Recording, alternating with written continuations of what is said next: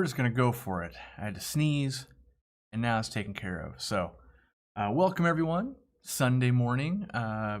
Doing new things basically. I want to try and incorporate more people, and so one of the time zones I thought would work really well is more of a 10 a.m. live stream, so that more people have a chance to attend. So, welcome if it's new for you. Today and probably forever will be only members only chat. And that's the big change that I'm doing. Is I've been dreading doing live streams for months, basically, and that they're not fun. That's basically what it comes down to.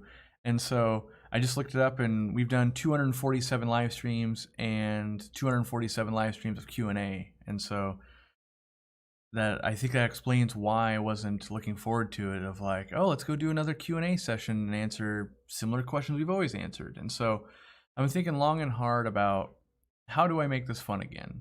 And the only thing I could come up with was the members, like the tight-knit community, get me. And there's plenty of people on the channel that have been around for 5+ years, and not all of them are members or anything like that, but those people, they've seen it all. They've seen the evolution of the fish rooms, of the business, of the live streams, of the friends coming and going and that kind of stuff on the stream. And that allows a dialogue to do the throwback to the taco discussions, put the taco hat back on, all of that kind of stuff. And that's where I thought the most fun was being had, because the Q&A session is kind of, I feel like, just a 2-hour kind of video on the fly of just like answering questions. And not that I'm not going to answer questions, but I do believe that on average, someone who is a member has a little bit more commitment to the channel, and that just means a lot to me, I guess. I got a cough even though I just sneezed. And so basically what I want to do is I want to bring production value down, so you can see there's no green screen behind me, anything like that, so that way I can show you you know, a green product and it will actually show up. Oh, the green screen's still on. That's hilarious. There's no green screen, but this should be green, so let me fix that. You know, real high value production today. Let me just fix that up real quick. There we go. Now it's green. Okay, so now we can have a green thing without a green screen. And mostly I've done some other things. It's now in 1080 instead of 4K. This allows me to talk with you guys in real time. Man, I have to cough. Again, I just ate breakfast and sneezed. Maybe I had some egg go down the wrong pipe or something.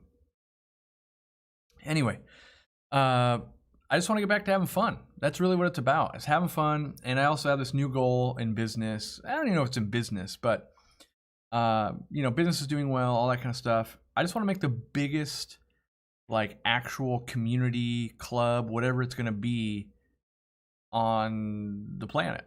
I just think we have the platform to do that. And I say we, like, I can't do it alone. Like, I can try my hardest and be like, become a member, do these things, you know.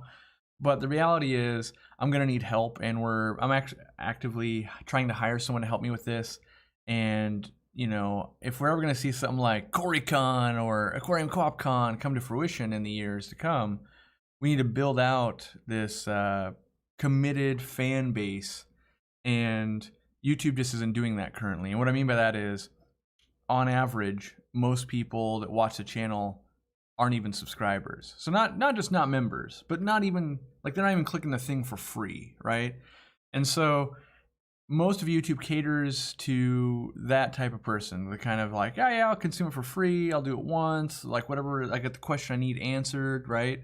But it's not helping harbor this, like, okay, well, let's, you know, if my goal has always been to serve the hobby, make it bigger and better, I need to lean the other direction. And that's what I'm going to do from now on, is lean towards how do we make a big community that actively wants to help each other. Now, that doesn't mean that just by becoming a member or a NERM that you're bulletproof, can't get banned. We've had to ban members before. We expect that you wouldn't be spamming. We expect that you would want to be a part of this group. And as groups always get larger, there's always conflicts and things like that. But it was getting to the point where I had a conversation with another creator, and I was like, yeah, the live streams, I'm not really having fun. I don't do it for the money, so there's not that aspect. Most people do a live stream for the money because you get like, oh, I made $300 or $400 or whatever, right? But I don't do it for the money. And so The problem I have is, so it takes a couple hours to do one, and then normally the lights are much brighter than this, and there'd be more lights for the green screen, so I would, let's see if I can turn those on. There'd be more lights, right? And these ones would be brighter. And by the time I'm done, I would actually have to rest. And it sounds weird until you've been in that scenario, but your eyes become so fatigued with so much light that it takes me an hour or two to just kind of not really be focusing on something so I don't get a huge headache. And other creators have had this problem too. And so it's not like it's just, you know, purely fun. It is work. And so I want to get away from that. So that's why it's dimly lit. There's no green screen today. And I don't know if there's ever going to be a green screen for the live streams again. Like, we'll use them for videos and that kind of stuff. And then the other thing is, like, lately, I would say the last like 50 live streams, every time I'm done live streaming, like, my wife and the moderators would just say, like, man, there was lots of trolls today. It was lots of work. Man, can we do something about that? And so basically, even the people that like work for me or my wife, the people that would be the most supporting, even they're like, geez, this is not great. And it's not that the content wasn't, you know, good. Not that it's always good, sometimes bad, right? But even that was taking a toll on the people that I care for. So I was like, all right, something's got to change, because, you know, seemingly no one's having fun. I mean, I'm sure some people are having fun, but as a collective of the people that are really invested, I just think we can do kind of a better job. And so that's what I'm going to focus on. And I felt like by making live streams members only, now anyone can watch them. So we're not holding any info back or anything like that. And if you were to say, I can't get a membership in this country, I feel for you. You can definitely join our forum. That is free, and I still hang out there every single day, and I answer questions here and there, and so does the community. So now that we have that resource in place for like the last year, it's coming up on a year, I feel like this is an okay move. Now, I realize the comment section is just going to be filled with people going, how dare you, whatever. Like, I'm moving on. You're part, if you're of that mindset, you will be of the part of the people like, great, you're not helping us move forward. And so that's what I'm going to do. And it might be our downfall. It might be the best thing we've ever done. I'm hoping it's going to be the best thing we've ever done. Getting back to having fun and not having to do just a Q&A. Now, that doesn't mean we're not going to answer questions. Like, there was a great question I'm already going to answer. I know that. But there's only so many times. What can I put in my 10-gallon? My fish has ick. What should I do? And if there's a member here, you know, if you join up, you become a member, and you honestly have that question and you've got some worries, I'm going to do my best to answer that. But that doesn't mean for sure, just because you become a member, you don't get answered. You've got to realize you're just kind of like, it's like if you were to join a local fish club. Just because you pay your due doesn't mean you're the only person in the room, type of deal. So, we're going to see where this takes us. We're going to see what kind of craziness we can develop. I want it to be a lot more casual. I want, you know, my wife can come on the stream more often if she wants. The dogs can come on the stream. More guests. I want it to be less formal. And so basically what I expect to happen, I expect instead of getting 45,000 people to watch a live stream, now we're getting 20,000. But my goal would be that 20,000, let's say 10,000 of them are members. The other 10,000 people are just watching. And we can just have a funny discussion between Dean and I, or Zenzo and I, Steenfot and I, whoever walks into the room, let's do it. I can show you guys, like, great, we're going to have a ping pong tournament at the new studio, or whatever we want to do, because I feel like we're over 1,000 YouTube videos and we're over 247 live streams. At this point, you can watch the live streams and you've heard about everything being answered. And the more time we fill up with what can I put in my 10-gallon, the less we're going to find new questions I hadn't answered before or thought about before. And so I want to do other stuff. That's basically what it comes down to. Burnout was happening. And I can still produce videos. We're doing those just fine. We've got plenty of people working on that. And I'm hoping that this will be something fresh for everyone. Even if you're just new to the channel, you'll take it on more of like, hey, we're going to hang out and be part of this community, as opposed to that's a show they put on. So we'll see how it goes. The first question I did want to answer, though, because I was passionate about it, I'm going to scroll way up. By the way, should be almost no lag time. So once I answer this question, I'm going to hop way down to the bottom. But that's why I'm not filming in 4K, is that you can get basically no lag at all, so I could do something and the reaction time will be instant, and I want to do more things that'll be important for. What products would I recommend remineralizing RO water for an Endler and Guppy tank? My tank water seems to be problematic. I'm guessing metal issues because the standard tests are fine. So Wes, who's a new member, I would say the first thing I keep coming back to almost every day is, why are we even changing water? Why are we doctoring water? And like, I'm moving to drastically different water. I didn't do any acclimating. When I import fish, I don't do any acclimating. Fish in general thrive and will thrive for you. Now, we're taking a wild stab here and going, maybe it's metal, right? If I honestly thought I had a problem with metal in my water, the first thing I would do is make sure I had live plants. They'll consume that for you, for the most part. I'm sure there's some metals they wouldn't, but most they will. Even if I did have that problem and then I didn't have live plants because I've got a big fish that'll eat all the plants, I would use something like Prime that will basically, I think it precipitates out some of the toxic metals and stuff like that. But the bigger thing here is I think RO water is being treated like a fix-all, where no matter what my water starts out as, if I start with 0 and I build my water, it will be perfect for fish. And I just don't believe that to be true. I think there's a lot of variation in what we do when we make water. I think there's a lot of variation when we're changing water. And also, what I believe to be happening is, once we make our own water that is perfect, we stop testing water. We stop doing all of these other things because we know our water is perfect. And the best way I could explain that would be like, maybe when you buy a brand new car, you know it can't break down. And so you're more bold, right? You'll take that cross-country trip and you do all this. And is it more likely that it will not break down? Sure, it probably won't break down. But there are still plenty of instances where new cars can have a problem. Like, oh, there's a problem at the factory or whatever. And that's the same thing. Like, you're the factory at that point when you're making water. And if you make a mistake, it is that much more costly. So let's say I've got this water bottle and it's got water that's not quite right for my cardinal tetras. And then I've got another bottle of water that is perfect for them. If I ever make a mistake, it is far, far more detrimental than the tap water on average. And so I also believe that, you know, making it easy on yourself is more fun.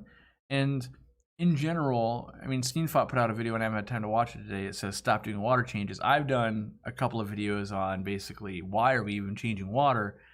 And I believe now we're at a point in the hobby where live plants are relatively understood and easy to care for, you know, with a little bit of fertilizer, and lights are way too powerful at this point. So we have that capability, and that is nature's filter, and it takes care of most of this. And then we've got still the old guard of you change water every week, you do all of these things, and you make sure that you keep nitrates at 0 always. And both of those methods work. Now, I would say this RO water situation is kind of in between. Like, you're trying to make it hard. Well, literally hard by making the water harder, but I would say you're much better off just not doing anything. I mean, so often when people are going, I'm having a problem, my fish are dying, and then I just go, how are you to stop doing anything? Like, what? I have to save them. Like, what if the answer is not to do anything? You know, like, what if I'm sick and every time I got to go to the doctor and all this, it's just adding more stress to my body, and really all I need to do is sleep, right? And so I think this is one of those situations of you could be losing endlers and guppies and things like that, but I think you should work on, how do I make a tank that's sustainable, that almost needs no water changes? And from that point on, then modify. You know, there's someone else that's got 3 different water sources I saw on the forum today, and they're saying, well, when I change water, fish die like every time. And I haven't had a chance to respond to them yet. My response is, well, stop changing water. Like, I've done some experience in my own fish room of going a year or more without changing water. Fish bred a ton. Now, could I maybe up production and things like that? Sure, maybe if I do water changes, I could reach like the extra 10%, add more sour cream onto that taco type of deal. But we're talking about a lowest 10% here of fish are dying all the time. And so if you're in that zone, usually just doing nothing will fix it over time. Now, if you do nothing for just forever, eventually you get into a bad zone again. And so really we're just trying to mitigate some of the effects we have as fish keepers. And, you know, when we look at the environment that fish live in, they go seasonal, right? There's like a whole year of things happen. Usually water's changing, for sure temperatures are changing. There's different spawns, there's different runs of fish, there's different predators. All this stuff happens in a year. You know, so if fish are used to dealing with all of these parameters from this scope to this scope in a year, in our home aquariums, I feel like we try to limit it to like, nope, it's got to be within this. And anything outside of that is dangerous. And I don't believe that to be true. So if we look at the scale again, it's like this, right? I think if you pick any slice that's not at one of the extremes, you're gonna be okay. And the reality is all of this is okay. That and that, okay, that might be a little too extreme. Too cold, too hot, not enough predators, too many predators. You know, we've seen it where you've run into problems where, you know, oh yeah, I've got, you know, 50 guppies doing okay, and then a year later you've got 500 guppies, and now you're getting deaths and disease, and it's overpopulated, and you can't stay on top of water parameters. That's a sign where it's like, oh, we took the population way too high. But if you had 3, maybe it's almost like not enjoyable, right? So that's not good either. But somewhere in between here, that's that good zone. And I just feel like that the internet in general tends to polarize people. You know, KG Tropicals put out a video I haven't watched yet today, and that was about, you know, Facebook's killing the hobby. I came to that conclusion probably a couple years ago, honestly. I tried to make the Aquarium group support Facebook group and see if I could change it, and I couldn't. No matter what we did, there was still a new influx of people that wanted to be angry basically every day. And even though we kept building up members that wanted to be a good part of a community and be helpful, there, with the new influx of people not wanting to do that every day, it would grind on them. People get into fights and things like that. And that's how I know we could make the largest actual community out of fish keepers is, you know, over there it's like 25,000. I know there's bigger Facebook groups, but there's a big difference to me between, like, you know, if we get 750,000 people coming to our website every month, they're not necessarily part of a club or a community and wanting to help and do all of that. They're just consumers. And kind of on Facebook too, I view a lot of people as like just there to kill time. I want people that want to be actively here. You know, you show up, and this is a great example. Right now we have 998 people. We're already down from 1,500, which I feel is a good thing. For so many years, it was like we need more. And I think it's actually kind of the opposite now. If we need less, so that we can have longer, meaningful conversations, as opposed to how many can we answer in a couple hours. All right.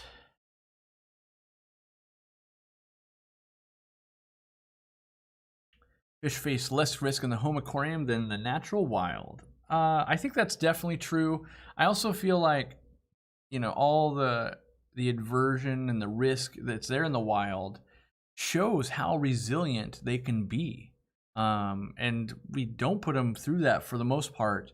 I think as Aquarius, we kill our fish with kindness, and we're trying to make things too perfect. Where, you know, we've all had that person where, you know, maybe you sat down to dinner and, you know, it's a new environment, and the person's like, you got everything? You need a drink? And you're like, no, I'm good, just some water. And they're like, you want soda? No. How about, you know, you want a shot? Nope. How about a beer? How about milk? How about, and you're kind of just like, whoa, just water. Like literally, I only just want water, and that's what you want. But it's that, and I think that's the same thing with fish. Is like, we just want some water, and yet it's like, well, how about this? How about this? Would you like this? How about this? And that constant pestering is almost more annoying, and it leads to stress of like, geez, I don't know if I'm going to go back there. That was intense, right? So I think that, you know, I think that's where we're at in the hobby. So I want to, you know, I don't think, you know, as much as I love LR Brett's, I don't think he's the answer either. I think he's that other extreme of like, let's do almost nothing. And I'm not saying he doesn't do anything, but, you know, most tanks don't have air and that kind of stuff in there anymore. I think there's that, oh, we go to this zone, and that's kind of why I land with sponge filters and live plants. I honestly feel like with a sponge filter and live plants, you can make almost anything work. And it's because I do it all the time. My store, my fish room, this fish room, it was always plants and a sponge filter. Now, can it be accomplished other ways? Sure, you can. You can definitely do that. But I've always found it to be successful, and I'll always try to bring people along with my success because it's the easiest thing for me to teach. Instead of teaching something I don't know, I'll teach what I do know. I'm tired of people getting scolded for not having sand for the corridors. Yeah, that's, I just think it's that world of extremes. I put them on some very fine sand in my new fish room, some Aspiodorus, the 6-ray Cory as they call it sometimes. But I wanted to watch it. So corridors have the behavior of they'll sift sand. You can see it come out of their gills, and that's kind of fun. I did it because I wanted to see that behavior, not because I was afraid a coarser or sharper substrate was going to harm them.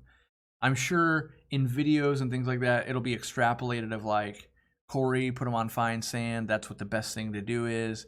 And because I won't in every video say like, I did this because I want to watch the behavior, not because they need it, which I realize is kind of a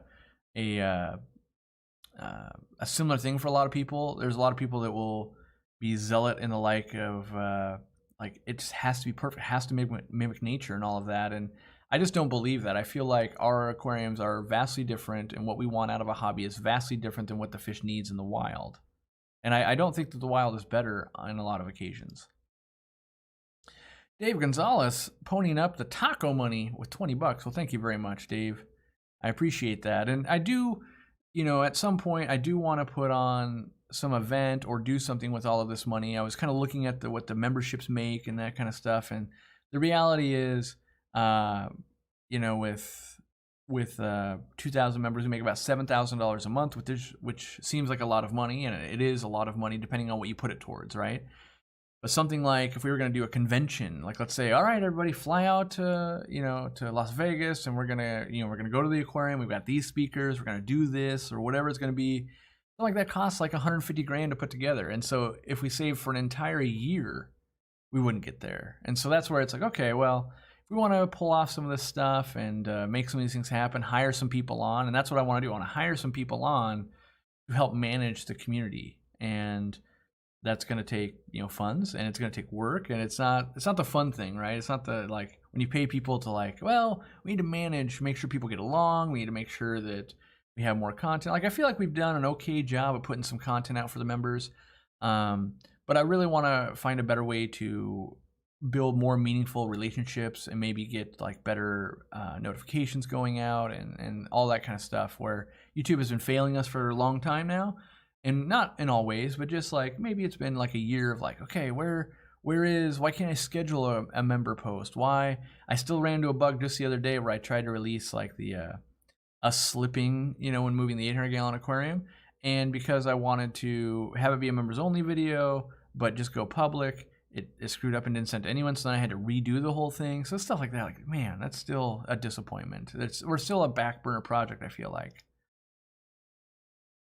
Christine just became a member. Well, thank you, Christine. I'm glad you're back. Well, bringing fun back to fish keeping. That's one of my goals. Is I'm having a lot of fun. I'm searching Aquabit. I'm looking at wholesale lists for fish. I'm trying to track some stuff down, and I want to have fun in my fish room, and I want to bring you guys along for that. I've already got some stuff lined up where we would have a mobile live stream set up, and more than just a phone, right? Like a phone can do it, but it's I think 720p is too low quality when you're trying to go like, hey, look at this fish, look at what's going on with it, and it's kind of pixelated and it's really hard to see. And then if the lighting's not just right, it has a hard time focusing. So my goal is to bring this rig around. We can go around the fish room. We can be a lot more on the fly. We can just pull it over to a couch, and maybe we're having that kind of fireside chat with a guest or something. And so I just felt like to keep the conversation going in the direction we want, we need to filter out the people that are brand new, which I realize that sounds wrong. It's not just because you're a brand new person of the hobby or anything like that. You're no less qualified, but hopefully with people becoming members, they will see a lot of the behind the scenes stuff that we do, the stuff that it's like, oh, here's a quick picture. We moved Ladybird. So there's pictures of that. There's little snippets of video, long form versions. I guess that's one of the best ways. Is right now we put out a full length version of a video. It's 17 minutes. YouTube just doesn't like it. You guys like it, right? And so the minority of viewers like it. The majority don't, and so we get punished for that. And so we just go, hey, let's put it out for the members because members still like it. But then when it comes to a live stream, people are out of the loop. because they didn't get to see that 17 minutes. And so we're hoping that if more people become members and we develop members out, we give more benefits. You know, if I had to put an analogy here, it would be something like an Amazon membership, a Costco membership. I'd say Costco membership is more like it, but with a Costco membership or a AAA membership, you basically can be like, hey, I'm an Aquariumcoop member. Like, one of the things I've got, we've looked into it. I want to see how do we design a system where we can get your information. Now, I know that sounds wrong. Like, we don't put any trackers or anything on the website, but where you could opt in. You basically could go, hey, here's my email and here's my address, and I want to send you like an Aquariumcoop card with like a serial number or something. And so that way you'd be future proofed. My light just adjusted, and see how it just got like brighter on me? You'd be future proofed, so that what I really want is if you go to an Aquashella event, if you go to a different retailer than us, you can like enter it in or flash in your card and you get a discount. Like, I know there's a friend of ours opening up another store in another state. I would love it that if we could basically be that club where, look, if you're an Aquariumcoop member, you can go flash that card and you save your 5% or 10% or wherever it's going to be. And then also as the club, I can use some of this club money and we do an event there and we do these things. And so I want to just do much bigger stuff. Now, obviously, printing a card, you got to buy a machine. It takes postage. You got to pay someone to be doing that. If you live in Japan, like, that's even more postage, right? And it takes someone sitting there trying to make the connections happen. If you've ever been part of a club or watched a club work, there's a lot of work that goes down there. And I don't want it to be, oh, well, you know, a breeder program, no one's doing it right now because we don't have an employee doing it or anything like that. I want it to be where this is active thing that happens all the time. People are passionate about it. I want it to mean something.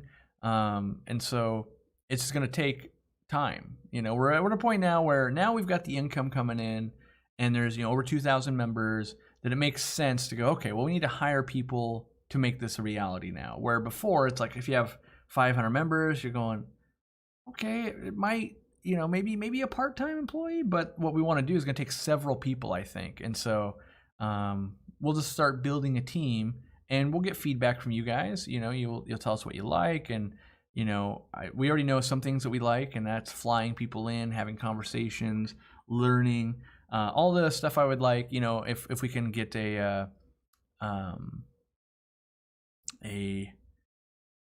what is it, like a trade thing, maybe trade or sell or an event, something like that, where there's a way for, I basically want to make a way so there would be a way for Dean to sell, maybe he wants to sell a set of Midnight Rams just once every 6 months, or there's another club member. Because what I'm always shocked about, right, is there are people that will fly in to the Aquariumcoop to buy fish and fly back out, right?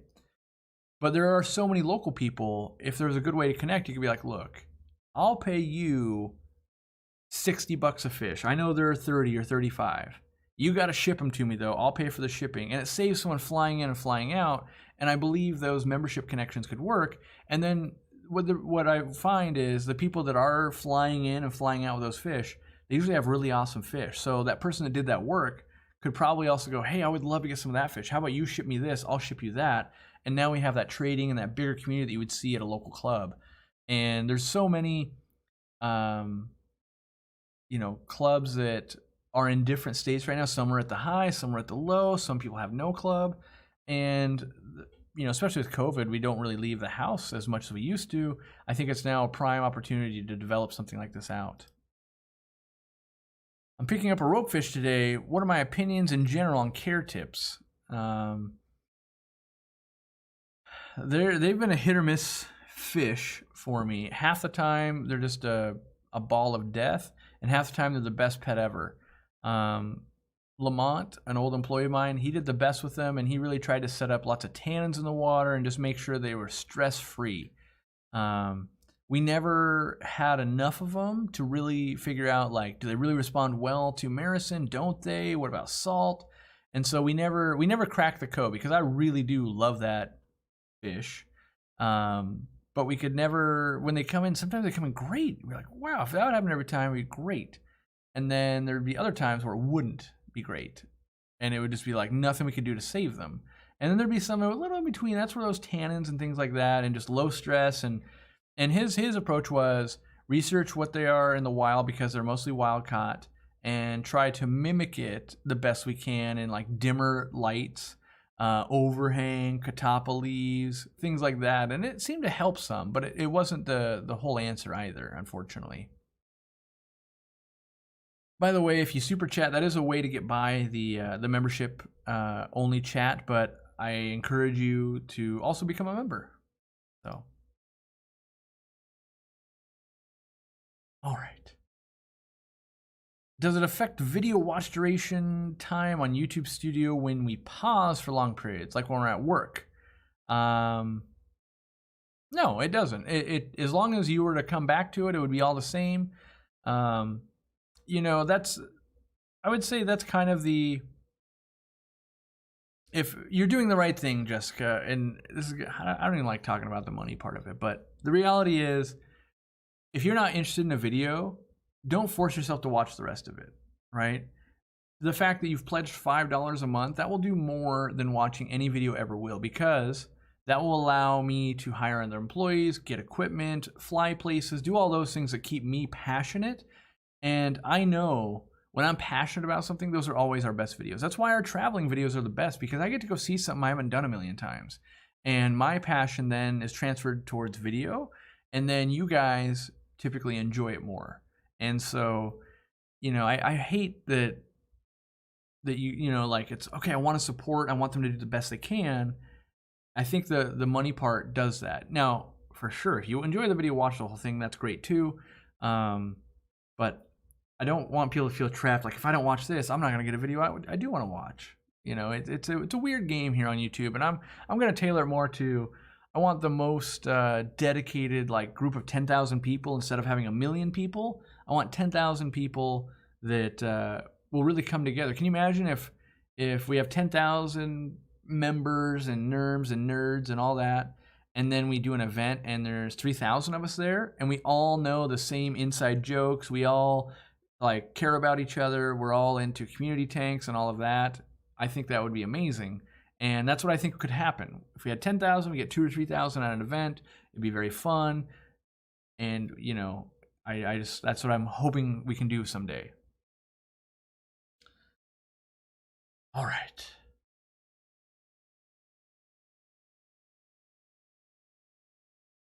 Would I be able to give us a sneak peek at some upcoming fish care guides you'd like to do? Well, if I'm being honest, I don't want to do any. That's not entirely true, but I actually don't mind doing them.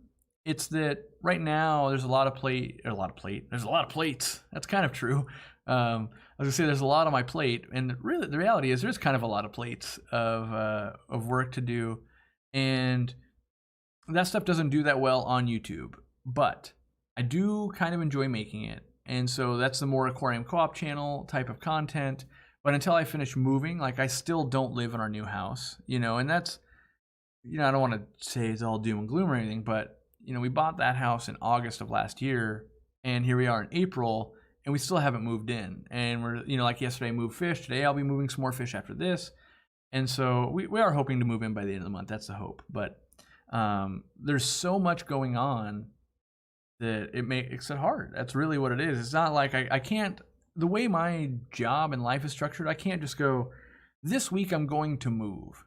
Because one, it takes longer than a week with all the fish and all that kind of stuff. Two, you need help to move things like ponds and large aquariums and things like that. But then the other part of it is, I could do all the moving in probably 3 days, but people are going to be like, why didn't you film any of it? And so that's what adds complication to it.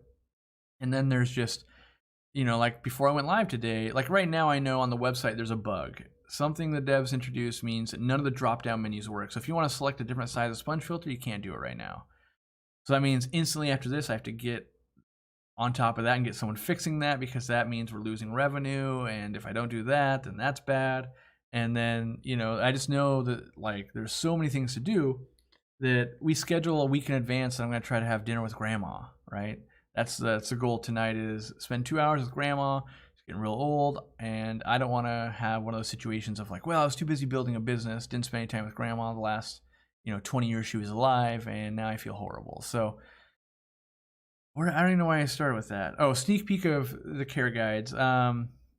Yeah, there's not too many that are filmed at this point. I'm kind of in a lull of like, let's just film enough to get through, because I want to be in the new studio and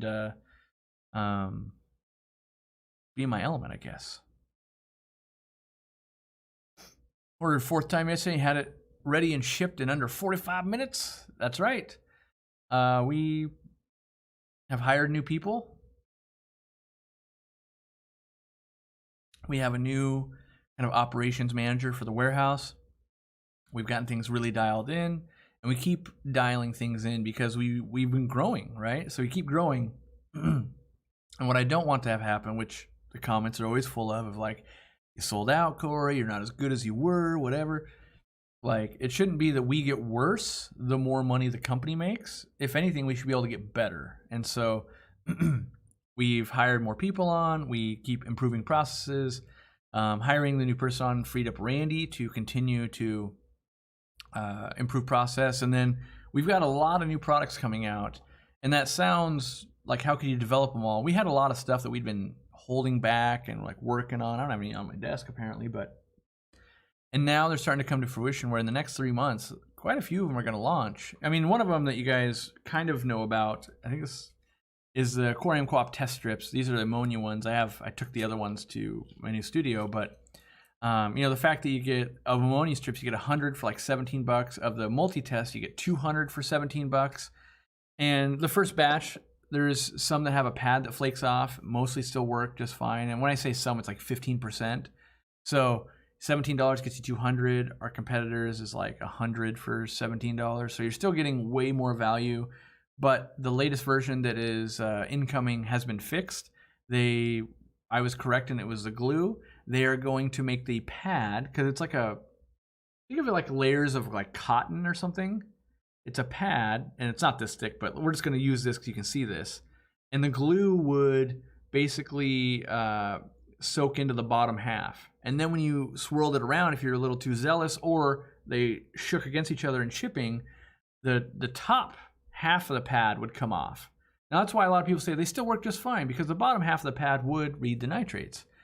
And so now what they're doing is they've made that pad half as thick, and so you get the correct glue to pad ratio, and it doesn't peel off like layers on an onion. And so we got our samples in, we tested it, and we shook it all around in there, and it works great. And so we think we've fixed it. Now, that doesn't mean we couldn't get a little bit better over time. There's still that. But the next version, we still have like probably 300 or 400 more to sell that are, they've got the extra thick pad. And then the other ones will come in and we'll be able to sell them. So, looking forward to that. It's, we could have just left that forever, and it would have sold forever probably. But, we know we got the Aquariumcoop name on it, and I actually have instructions. There was like 2 or 3 people that left negative feedback on that listing here. And I actually have it where we're going to send them the brand new pads, or the new test strips, just to go, look, our apologies. We didn't foresee that. Here's this. We still refunded their money and stuff already, I believe. That could be, if they've asked for it, we have, I know. But otherwise, when we get a bad review, we always reach out and go, hey, what can we do for you? So I don't know exactly what happened in each of those scenarios, but I want to make sure we follow up and go, look, this was our intention. Now it's fixed. Blah, blah, blah. Yeah. Welcome to all the new members. That is right. I feel like you have too many irons in the fire at once for your peace of mind. That's true. I've been saying this for, probably 6 months. I just got to finish moving. Because I had all the stuff that I usually did before moving, and that was kind of like a full plate. And this whole moving thing, and we've done some remodeling on the studio and a little bit on our house. And, the daunting task of this house got to go for sale, right? And so you see things like that pipe right there. There's some more pipe over here. All of this stuff I got to paint. Like, all of this has to get prepped to sell, because we're not just ballers and it's like, we have 2 houses. No, it's got to be, this one definitely, like, we put huge financial stress on ourselves to get the new house and studio. knowing that we have to sell this to make that work. And so you've got that stuff going on, as well as just like, gotta run a business, gotta have things going on. For the cost of the test strips, you get so many. I ain't complaining for the few pads that are falling off. Well, I appreciate that. And that's why we launched it to you, the members, first, because we knew the members would be a little more understanding. You guys know that if you really don't like something, we'll refund your money. We'll take care of you. And, you know, that worked out really well. I plan to keep doing that, actually, is let's give it to the members first. Let's see what they think. Let's make sure that the people who are invested in us also think it's a good product and that people might need this. And, yeah, it's a good feedback loop. And another reason, that's just one more reason, right, why I like having, you know, people that are invested and know the history. It just helps us further in business. And that's the thing. That's a sales pitch I've been given to the people that I'm trying to hire, is like, look, we have the ability to change the hobby across the world at this point. And do you want to help do that? And if you do, great, let's do that. If you don't, that's fine too. But we're only really looking to hire people that are really invested. Like, yeah, they're just getting a good paycheck and benefits and all of that. But then there's like, but are you actually putting your whole effort into this to really make it the best we can? And that takes way more than just, you know, that takes that extra, like, well, let me try to break it this way. Let me try to do it this way. Not just like, yeah, it works. It'll be the best one on the market. And, you know, there's a few products I've turned down in the last 3 months where it's like, but how do we make it better? Because I don't think Aquariumcoop should put their name on something if we can't make it better. And then they, you know, Randy pushed back with like, well, what about our check valves? And I was like, well, true, we didn't actually improve upon the check valve, but we did improve quality. There's no more like, ooh, these ones aren't glued right. And we did go with the rubber flapper as opposed to like a cotton and a spring one. But that is our directive going forward, is like, let's only touch products we can actually make better in our eyes. And that's the thing, is not everyone agrees with what we think is better. There are plenty of people that go, coarse sponge filters are stupid. I think they're amazing. I would never use anything else at this point. But not everything is for everyone. I do believe we have the best coarse sponge filter on the market. So if you're in that, we got it. All right. Thank you to all the new members. Honestly, I realize there's a lot of them, and I could spend the whole show shouting you out, or I can keep talking. Money to get more videos with Dean? Dean's back in town.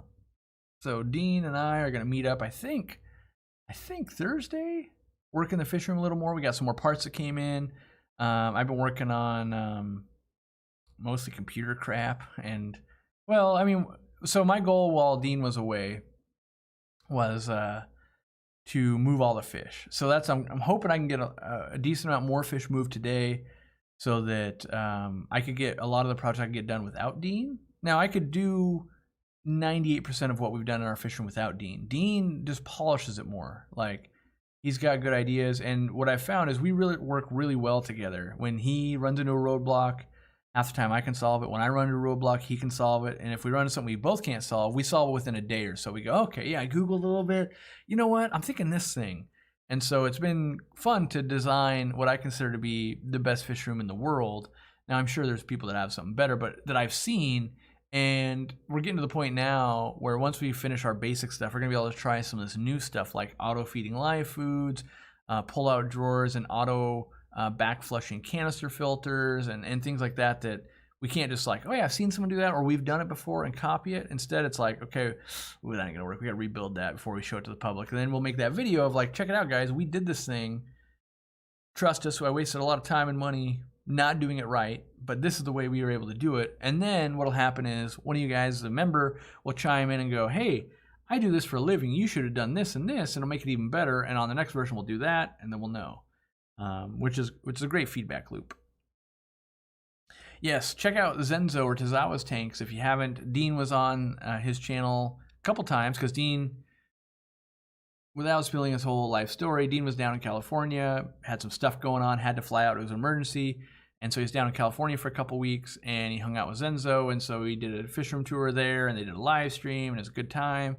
And I think they filmed some more videos too, so you can get some more Deany goodness. And but now he's coming back up here, and now I get to utilize him. So yeah, it's we're getting to be good friends. I miss hanging out with him because it's another level of just fish nerdery, I think, when I hang out with Dean.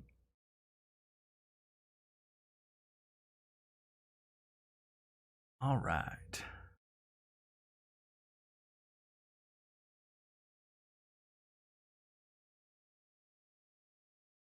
I want to find. I gotta grab some super chats here. Uh-oh. I love that. That's great. I clicked on the thing that's supposed to show me the super chats and new members, and it went down to 2. Well, that's good. See, normally I'd be super stressed out about that because I know people get angry in the comments, like, he never read my super chat. But I know the members, they'll be more like, oh man, yep, YouTube's a little buggy. That sucks. Sorry about that. Let's see. Will there be a more powerful USB air pump, but same and similar design in the future? Yes, there will be a new. One of the products we are developing is a USB air pump. It is not the same design. It is not as quiet, but it is more powerful. It's got some other features. That was actually one of the things I was proofing this morning was the directions for them, because it's not the easiest thing to use, which an air pump's pretty easy to use. So, you know, it does some stuff, and you know, I think that'll be out in 3 to 6 months. I'm hoping more like 3, but right now it's really hard to order stuff up. It's embarrassing that companies are still just like, well, you know, COVID, like, but it's not like it snuck up on you, like, you know. So it's we'll see what we can do. That's trying as fast as we can, pedaling the bike, getting samples as fast as we can. We've been through all the testing. That's why I had all those gadgets and stuff, and I think I might have shown it a little bit on the stream, like kind of, this is what we're working on.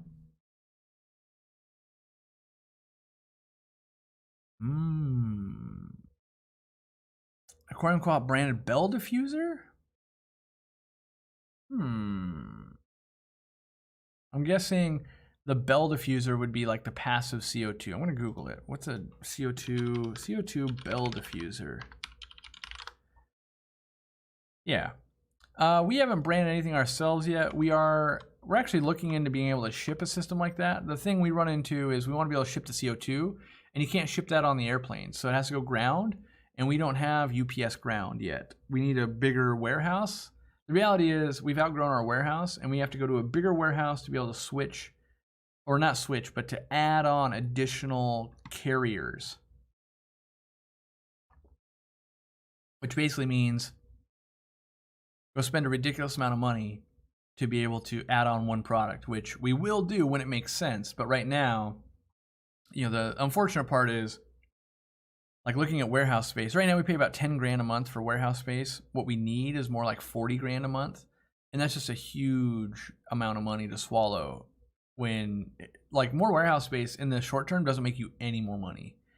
But a year from now, 2 years from now, be like, oh yeah, we're making more money, we have more employees, we have more overhead, and in theory there should be more profit at the end. But initially, it hurts a lot. So we're just trying to let's just even out the curve. Thank you for the new test strips. They made my water changes way more productive. By the way, my family loves you. Well, to the Edwards family, thanks for being supporters. Yeah, I'm using test strips more, mostly just because originally Tetra test strips were my go-to, but then they couldn't be sold online anymore because Tetra, I don't know, they're just married up to big box stores, I guess. Like, they'll let Chewy.com sell it and Amazon sell it, but they send me cease and desist letters. So then I stopped wanting to support that company, basically. We still sold them in store because we use them in store and they were helpful and stuff like that. But so I wasn't testing my water as much either. And it was a pain to use API test kits. And so that's where I was always like, I gotta make our own. We gotta be able to improve it. In fact, we are working on still other strips and other improvements and things like that. I've got some new samples to test, but you know, just know that it takes 10 samples and tests before one product's worth our time and attention to get to you guys at long term. So, you know, whenever I say I'm testing something, don't instantly go, oh, it's coming. It ain't like that. It's like, all right, well, that might work. No, it's, you know, we're pretty good at sorting through what's worth looking at now. So maybe it's 1 out of 3 products gets to launch, where 2 out of 3 is like, they couldn't get to the specifications we needed, and so we moved on. Do I think a pair of rams, a pair of angels, and 15 to 20 tetras would fit in a 40 breeder with a hang-on back and a sponge filter? So physically, yes. I feel like with an angelfish, with a 40 breeder, the tank's only like this tall, right? That's about, well, like that tall. At full grown, that angel, you know, might not get its full potential finnage. Now, you probably could get 18 months to 2 years out of that setup and really enjoy it. My big thing there would be, and I haven't done this in a long time, but I'm not a huge fan of pairs. I would go with like a trio of something or a singleton of something. And so if I was doing that tank, I would do 1 angelfish instead of the trio. I think 3 would be kind of too much, but I would do 3 rams. And that just allows to spread out a little of the aggression and make sure you have some cave work and that kind of stuff. But I think it would be a fun tank. I think it'd be enjoyable for you. But long term, I think, in that 2 years, do you see yourself like, I'll probably have more aquariums, I'll probably get some bigger aquariums, or I will find an appropriate home for that angelfish. Any of those scenarios I think would work for you. Is it possible to have green sponges in a sponge filter? It could look like plant or algae. Not sure if it has any negatives. Yes, so we tested that. The problem is you got a sponge filter. Like we have the green like base and the tube and all of that. But the sponge itself, when it's green, all the brown fish poop, it really stands out. So it doesn't look good. So black hides more of it, and we had to make the judgment call. Because originally I thought the same way of like, yeah, green with green plants going to blend right in. And it did until it collected all the fish poop, and then it totally did not. So black was actually worked out better. So that's why I went with black. Yeah, so good question though. I mean, you're thinking on the same path, and that's kind of stuff we just test out. If you had to try and keep your store in business by only selling 1 species of fish, what would you choose? My guess is bettas. Thanks for all you do, and I think your test strips are your best product. Well, thanks. I would sell guppies because with a betta, like let's say you're betta crazy, right? You might have 5 or 6 bettas, and let's say I somehow sell them each to you at $20 a piece. So now you spent like $100. With guppies, there's unlimited amounts of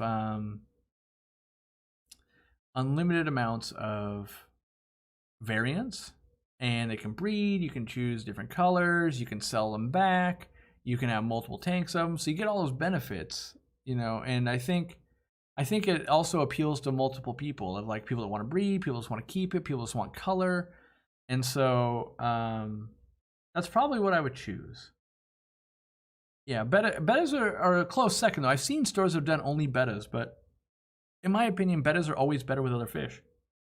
Like get a little bit of green neons or something in there to make them more active.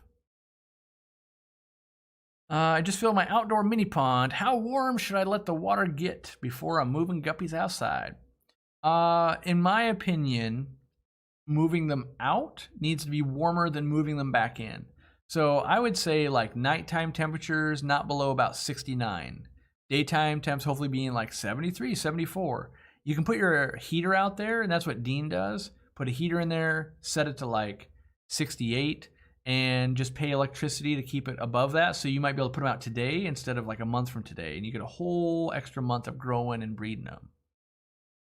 Fish nets, easy on the slime coat somehow. The only way I know how to improve, like 1, don't get a scratchy net. 2, you could soak the net in stress coat. But you're going to use a lot of stress coat. But you might be able to like squirt some in your hand and then kind of like try and get it on the net, like on the outside, and flip it so that'd be on the inside where the fish is. That being said, I haven't ran into too many problems unless you're like holding the fish with the net and kind of like, it's like sandpaper if you're like really working on it, so I wouldn't do that. With big fish, what you can actually do is use something like a pillowcase. Like if you're moving an arowana, use a pillowcase, and that's pretty soft. Same with koi, by the way, so like sock nets they call them. You can do that, or a pillowcase. Either one of those. Yeah. Describe a scenario where a newly purchased stem plant in a pot melts and does not return. Usually what'll happen with that is, well, there's a couple scenarios. One, if there's too much damage to the stems, like let's say in packing or in shipping, you know, like let's say you got, like the most common scenario we would have is like you've got your plant, it's in the package, and then you bought a bottle of Easy Green too, and that's somewhere in the package. And then that package gets scanned and like thrown into a bin at USPS. It's enough where if that kind of puts too much pressure on those stems, it can cause some damage there. That could do it. But I'll explain some other tips, I guess, at the end of this. So the other thing would be not enough light, not enough nutrients, like anything where it was detrimental to a plant in your aquarium would do that also. But usually it's damage during transit or planting. And one of the best things you can do with a stem plant is take them out of the pot and just let them float. They'll grow, you know, so if here's your stem floating up, it's going to get a lot of light. And then roots will grow down from all the nodes. So a node is where leaves come out. And at each one of those, if we're looking at my finger, we'll see if it'll... Don't focus on me, focus on my finger. Yeah. So like each knuckle, basically, right? That's where roots would come down. Now you have this ugly looking plant that's growing horizontal with a bunch of roots coming down. But you can now kind of clip that maybe into 3 sections and go plant that in the gravel and have rooted stem plant starters that are healthy, where when you order something online, even from us, we don't know exactly how it's going to ship. We do our best. 2, you don't know if it got too hot, too cold. You don't know how well established the roots are, and whether that plant is even going to take to your water. Your water is going to be drastically different. So when it's up and floating, it's getting the most amount of light, and you can keep a close eye on it. You can kind of go, oh, okay, I'm feeding, looking at it. Okay, oh, it's starting to get some roots. Okay. Whereas once you dunk that into the substrate, you don't really know, is it growing roots or is it rotting, right? You don't really know. So while you're letting it convert and you keep an eye on it, that's the way I like to do it personally. By the way, I don't think I've announced this anywhere yet, but you guys have been seeing this on a live stream for a while. This is a bigger Easy Green bottle. It used to be this size, right? So about, I don't know, a month, 6 weeks ago, something like that, we launched it so that now Easy Green is $20. So it's $5 more, but you get twice as much for $5 more. So it's a way better deal. And, you know, it works out better, I think, for all parties. It's like the same amount of plastic. We saw a lot of people ordering these in multiples, and we're like, okay, let's upsize it. So yeah, don't be freaked out if you get a new Easy Green. You're like, what is this? It's just $5 more, but you get twice as much. We felt bring the value to the customer, and you know, they'll be happy for it. So I'm sure there'll be someone, because last time we did something like that, they're like, I like small ones because I only have a nano tank. Like, yes, we're just going with the majority, unfortunately. You'll have a lot of Easy Green, and we'll talk you into getting another tank. What's my process for really dialing in a tank while trying to limit algae growth? Had multiple algae outbreaks since have stopped fertilizer. Should lights and ferts be upped? So first, dialing in a tank, I encourage algae growth. So what you wouldn't have seen, because I didn't film it, but I went and squirted fertilizer in every single pond and tank in my fish room. I want algae to grow, because then I can then go, okay, well, what algae do I need to control now? I'll put some autos in that one. I'll put some mollies in that one. And algae, I find to be very beneficial. It consumes waste. It starts the cycle for you, all of these things. And usually what happens is people do what you did. You took away the fertilizer. That doesn't help. That, you know, it's kind of like saying I've got a yard and I have weeds. So now I set it on fire. Now I don't have weeds. Like, you don't have a lawn anymore either. Like, same thing. Without fertilizer, you're not going to get plants growing. So what I do is I start with setting my lights at 10 hours. I start dosing fertilizer routinely on a schedule. Then I know in my small brain that over time, I'm going to create more algae and more plant mass. At some point, that's going to reach an equilibrium. So that might mean that I bought 5 plants from a local fish store. They're all this big, and I'm dosing Easy Green, let's say, and I'm getting algae. Well, over time, as long as they're getting enough light and fertilizer, those plants are going to grow. And now they're all this big. Now it might be that they're winning the war against the algae, and they're consuming the majority of the fertilizer, and you might see some of that algae start to recede. But even if you don't, that's when I go, hey, use some snails, use some algae eaters, anything like that to kind of clean that up for you. And now you do have a relatively balanced tank that's used to consuming lots of waste or fertilizer. It's going to be really safe for fish. And you're not in a scenario where, okay, I had no fertilizer or anything, everything's going okay. Well, now I want to start fertilizing again. Boom, there's the algae anyway. You pretty much are going to get algae no matter what you do. So I prefer to get it at the early stages of a tank and work through it, as opposed to 3 months in, like everything was going so well, now it looks terrible. I would rather just start at terrible and go, oh, make this switch, make this switch, make this switch. Oh, it's great now. So that's how I prefer to do it. And I believe that tanks aren't really like stable and dialed in until 6 months after your last addition. So that means after your last plant, after your last fish you added, the last fish food you changed, the last filter swap. You know, you can like service your filters, but like, let's say I went from canister to hang on back, all those things matter. Changes flow patterns, all kinds of stuff. And so when you stop monkeying with your tank, and the tank has had 6 months to make its changes to settle out, that's when I think you actually have a stable aquarium that you can really figure out what's going on. And most times when you actually let that happen, after 6 months, you're like, wow, it actually found balance. I stopped monkeying with it. The nature did its thing, and now it's better than I could have done. So that's how I choose to do it. All right. I know you don't ship fish. Where would you recommend getting strands of guppies for pond breeding? I've got no local fish store. I would look on Aquabid and Twin Cities Guppies. I think they might be sold out right now though. And then you can't really get pairs, but I always mention this because we get a kickback. If you buy stuff from Aquahuna and use the code Aquariumcoop, you save 5%, we get some money. But they don't really sell pairs of guppies, so they're not going to really help you that much. But Aquabid, that's where I do a majority of my shopping, is I just check on Aquabid. And right now it's starting to warm up a little bit, so it's a good time to be shipping. Probably in the next month you'll see the auctions go like crazy, where it's like, wow, now there's 10 times as many auctions there was 3 months ago.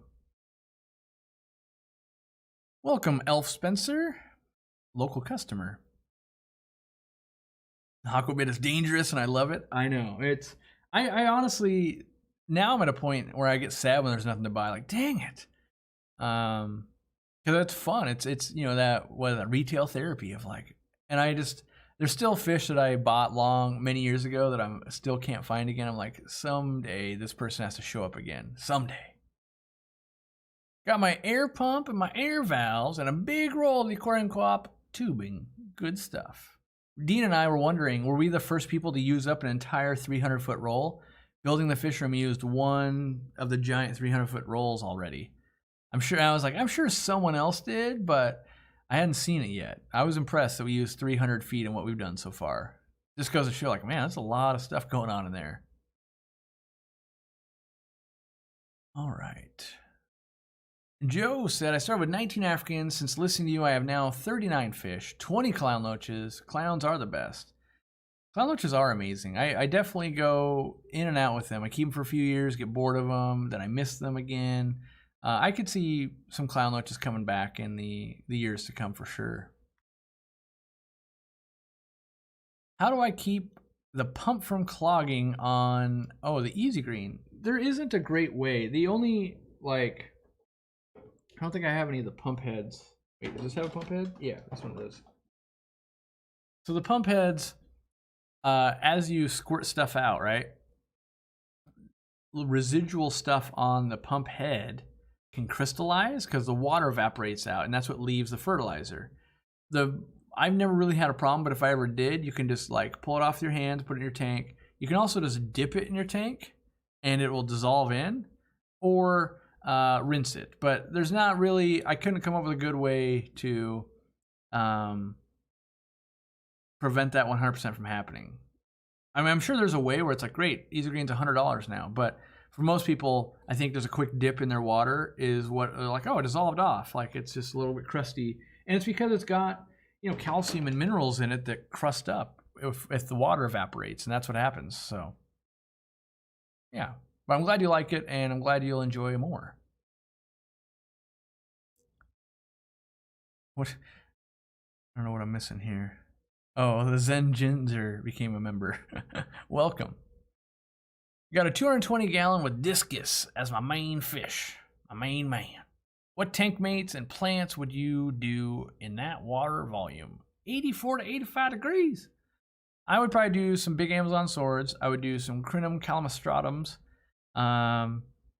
If I wanted to get crazy, which I don't, but if I was going to get crazy, I'd probably try a carpet of micro sword, because I know it can go at high temp. I'd probably try crypts, because I like low maintenance. And as far as tank mates would go, I personally still want to do an army of stir-by Corydoras, so I'd probably grab like 50 of those things and have to take out a loan because they're super expensive, or breed them. Dean and I have been talking about, could we breed like 1,500 for a big tank? And then mid-water fish, it's hard to beat like rummy nose or cardinals. I'm trying to think if I would try something else. I don't know, I'm trying to think of a live bearer that would go that warm.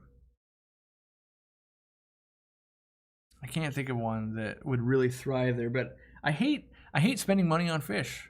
I mean, I do it all the time, but it's like in big aquariums, they're like, okay, I need like 200 cardinal tetras. Like, that's a lot of money.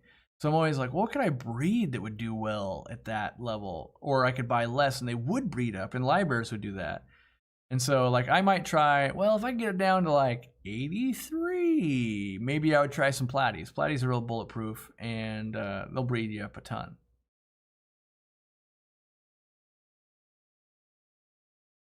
Love the Aquariumcoop brine shrimp. They're foolproof. First time hatching, everything went wrong, and I still got a great hatch. Oh, geez. Yes, I don't know. Oh, yeah, I got one right here. And it won't even be blurred out because I don't have a green screen. But the Aquariumcoop brine shrimp eggs. Oh, yes, that's one of the things that I'm looking forward to, is getting the brine shrimp hatchers set up on the wall at the new fish room and making a ton of brine shrimp. I've not done that in probably 6 or 8 months at this point, because I've just been moving, and the fish, I definitely noticed it. I noticed a big difference in production and vibrancy of the fish and all of that. And so the excuse is I'm lazy. If I'm not making time to make sure I get out there every day and start a new batch. And right now, like half the fish are at each spot. It's a mess.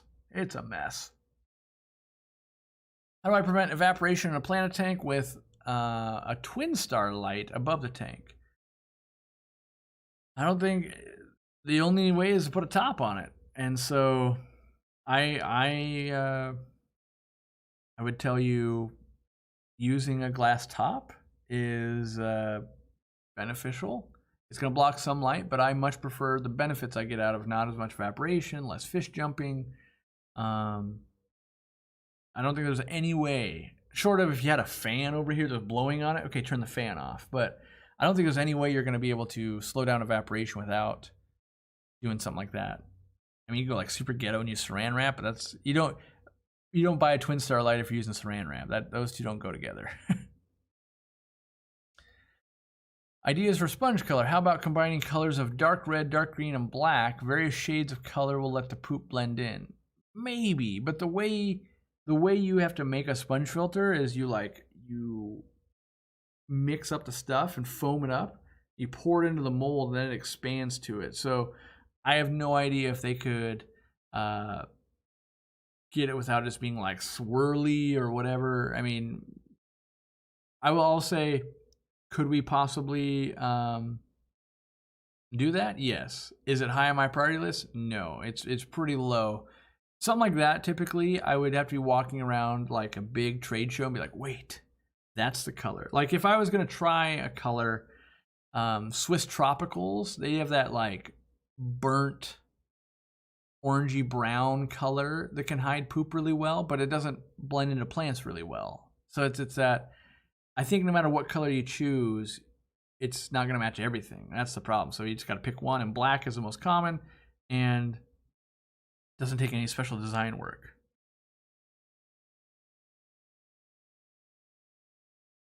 If I could hook up a pond pump to a new solar fence charger, I bet you could. I mean, I'm not well versed in that type of 12-volt electronics, but I believe you probably could. You basically just, if you were to put to a battery and then you go to a 12-volt system, yeah, I would think you could.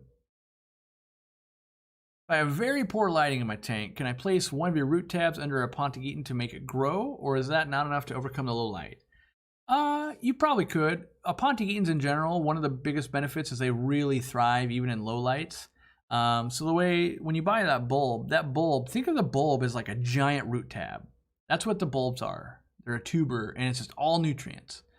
And what it does is those nutrients make it so that it can start sprouting and start making roots while consuming the insides.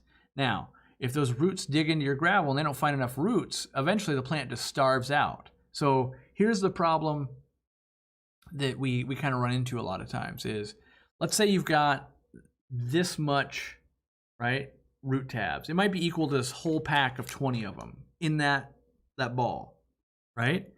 So it's growing and the leaves are getting huge and it's like, oh man, this plant is beautiful. It's got big roots. And then we put one root tab under it. It just starves to death. It starts dying back because it's used to having 20 at a time. So a lot of times what we got to do is, yes, put that bulb in there once it sprouts, because if you put it upside down, it won't sprout. And it's hard to tell which is up, right? Unless you get it already sprouted. Once it starts sprouting, then load it up with root tabs underneath, because if they don't use it, great. You've seeded it for other plants to tap in. Roots will travel really far in an aquarium or in Substrate. And if it does, it'll keep growing and get nice, big, and robust. Now, eventually down the road, kind of like that 9-month mark, it's going to die back. This is what that plant does. It dies back because in the wild, it would dry out. And then, boom, it comes back again like a couple months later. And it'll do that in your tank too, as long as you have enough nutrients sitting there. So a lot of times you just leave it and do nothing. Some internet will say take it out, put it in the fridge, do all these things, but you shouldn't have to do anything really. And if you want to extend the time in which you can keep that Pontigeton thriving in your aquarium, so when it sends up the flowers, keep cutting them off. Once it flowers and releases like the pollen, or basically the pollen, that's when it starts to die back. So if you can prevent that, the longer you prevent that, the longer that plant will keep growing for you. What tank size would you consider using acrylic instead of glass? I pretty much I draw the line at about 125. Anything above 125 gallons, I just go straight to acrylic.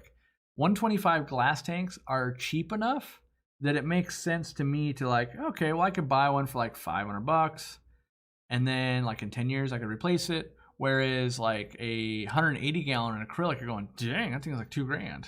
You know, it's pretty expensive.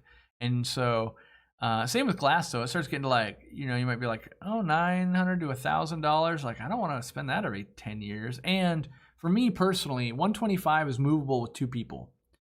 Now, not everyone's at the same strength level, but usually about 2 people can move that. You start getting to like 180s and 210s and that kind of stuff in glass, it's really heavy. And so acrylic then becomes much lighter at that point. And so like the 800 gallon we moved, if it was glass, there's no way we could move it with people. Like, well, I mean, you could, but not in the way we did it. And so with acrylic being, you know, maybe half the weight or something like that, I bet you there's a calculator out there that tells you the exact weight between the two. But also acrylic is going to be much stronger. It's clearer. If it's built correctly, it should last you an entire lifetime. And that's where they're building it thick enough. Most times thicker acrylic costs a lot more money. And so like, the guy I buy from, he's got pretty expensive tanks that I buy, but they're gonna, you know, it's an asset I'll have for the rest of my life. Whereas something like, what else do we buy from? We buy from like, is it Tenicor or Seaclear or something like that for like we have make our tanks for the warehouse, and we have them upsize the acrylics, they're a little bit thicker, but even, well, they're not bowing, but their standard production tanks will bow because they want to use 3/8 material. And they want to keep the cost low so people will buy them. In reality, we should jump up a size in acrylic, and they'll not bow and they'll last forever. Now, I'm sure there's, you know, I upsized and it didn't last or whatever, but for the most part, that's been my experience. I'm going to sneeze any minute again. I love my Murphy hoodie. I get stopped every time I wear it here in Spokane. Nice. Yes, we have those new hoodies with the new logo in the front. White cloud minnows, erratic and upside down. In the QT with Medrio or salt?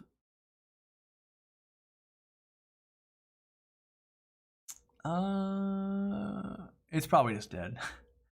Like, for sure try one of those two, but once something starts affecting the brain, unlikely does it ever. I've rarely ever been able to bring anything. I don't think I've ever been able to bring anything back from it. Yeah. So I mean, I always give it a chance though. Salt handles external things really well, but something like that where it's losing motor functions, I think that's internal. So you know, you could try basically some Paracleanse and some Maricin, and maybe that'll do it for you. I don't hold a lot of hope for it though. So I always feel like I'm obligated to try, but I don't have a lot of success with doing it either. So it's a sad time for me because I basically go, well, maybe this will be the first time, but I don't have a good track record. How do I feel about pH alert monitors? It seems that after a month they turn a random color and they don't match any pH. Yeah, would love to see a co-op designs them because if they're anything like your test strips, they will be absolute fire. Yeah, I'm working on a little bit of stuff like that, mostly like some thermometers and stuff, but I don't know that there's gonna be a way to do it. Like think of a test strip, right? You have to read it at the right time to get the accurate result. Now try to design one that can be in the water all the time and not run out of like reagent and that kind of stuff. And I feel like the answer is the test strips instead of having the thing that's always there. Because even the digital ones, you have to recalibrate all the time. You have to buy new heads for them. I just don't think it can be done in a practical way that makes sense for us in our aquariums. That's the way I feel. And so I don't chase things that I feel are unattainable. Now, if I see a product out there that just by happens to do it and maybe I can improve upon it, sure. But I think a test strip, and I also think a lot of this is, you know, aquariums are cooking to taste. You kind of got to know, you got to be able to look at them. Are the fish happy? Are the plants doing good? Does my water smell all right? Does it look healthy on the substrate?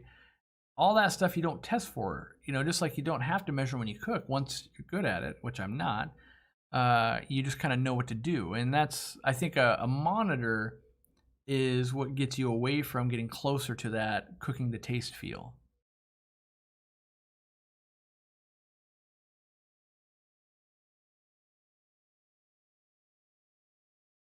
Any tips on breeding blue-eyed red neon rainbow fish, the Luminatus?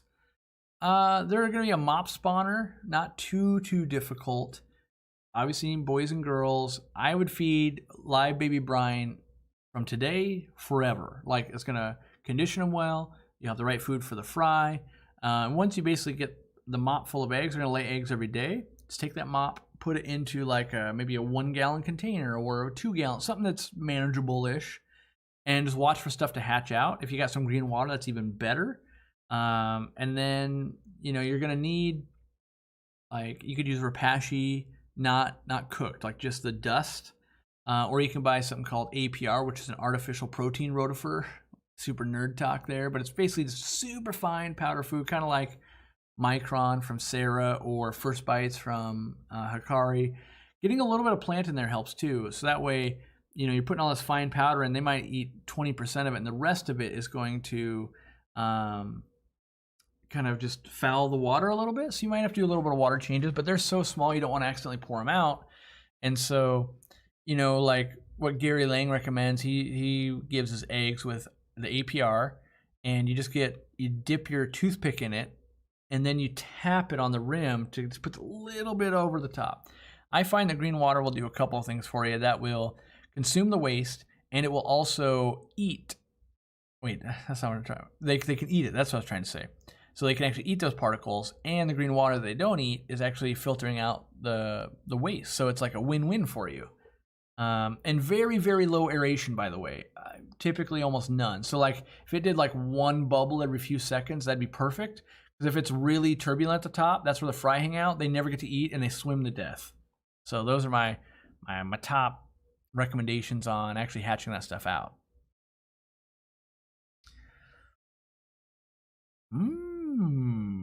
Yes, using more emojis. I'm gonna get some more emojis made, and I think some people are closing in on like 3 years for the YouTube thing. I hope they really allow like a year 3 like badge thingy. What do you guys think about the Sunday timeline? I used to do Sundays for like years straight it got coined like the Church of Aquarium Co-op or whatever, because I would just do every Sunday, and people that could make it that wanted to make it. And I mean, obviously there's no way to please everyone, right? So even just by asking that question, you're gonna be like, it's great for me, terrible for me. Or people that are here right now are gonna be like, it's amazing. And then people in the comments are gonna be like, how dare you? But yeah, I mean, it's probably not the best thing to start up during this like good weather, because people are gonna be busy. But you know, is it better? I guess, is it better to try and target a weekend day than it is while people are at work? Is that better? Is it worse? I don't know. We're trying out releasing different times. You saw our video came out on Friday. We're just trying to optimize a little bit. Basically optimize those and de-optimize live streams. Just make them a free-for-all shenanigan fest.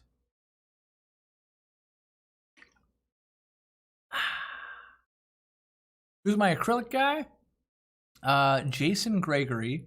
He owns Clear Fabricators Incorporated in Seattle. A decent wait list. Like usually it's 2 to 3 months to get a tank custom built by him.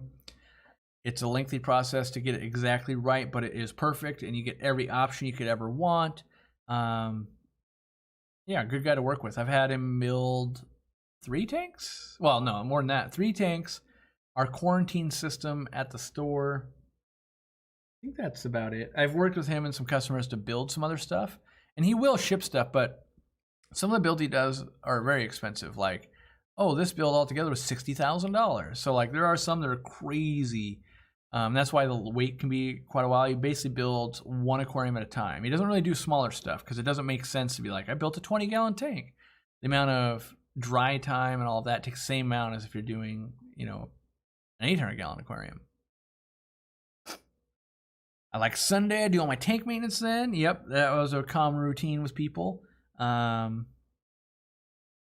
My vote is for Real Fish Talk to come back. Yeah, I don't know.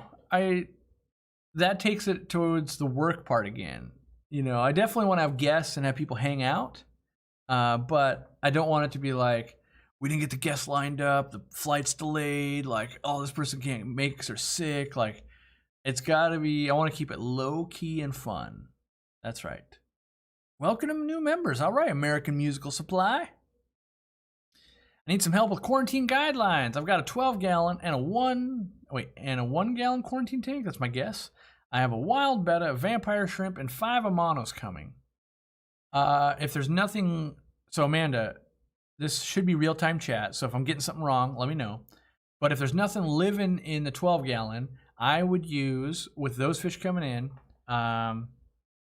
what I would do is I'd put all the shrimp in the 12-gallon and run.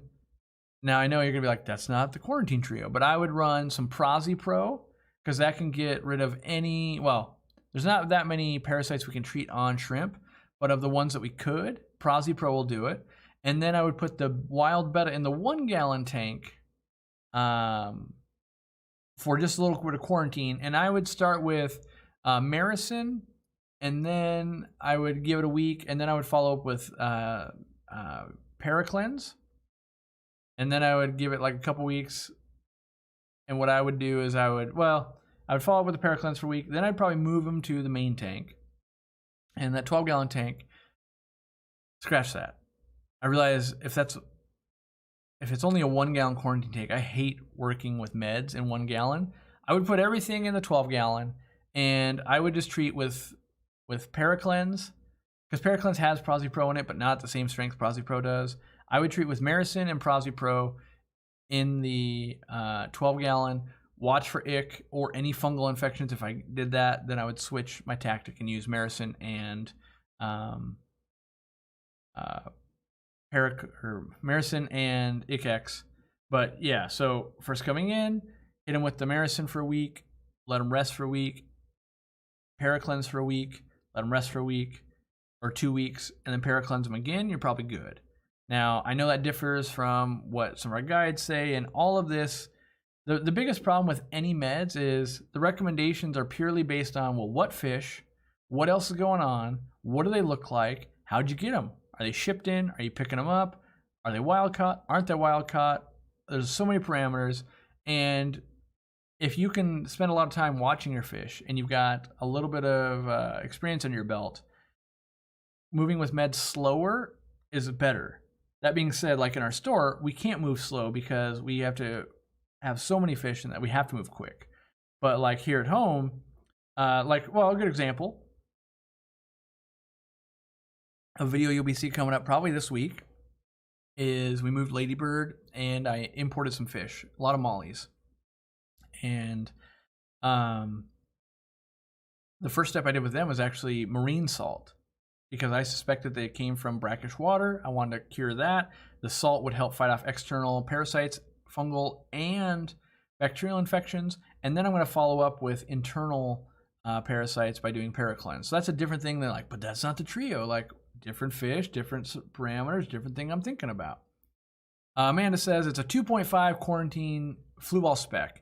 So that's not so bad because you can kind of divide up a packet of meds into 4. That's not too bad.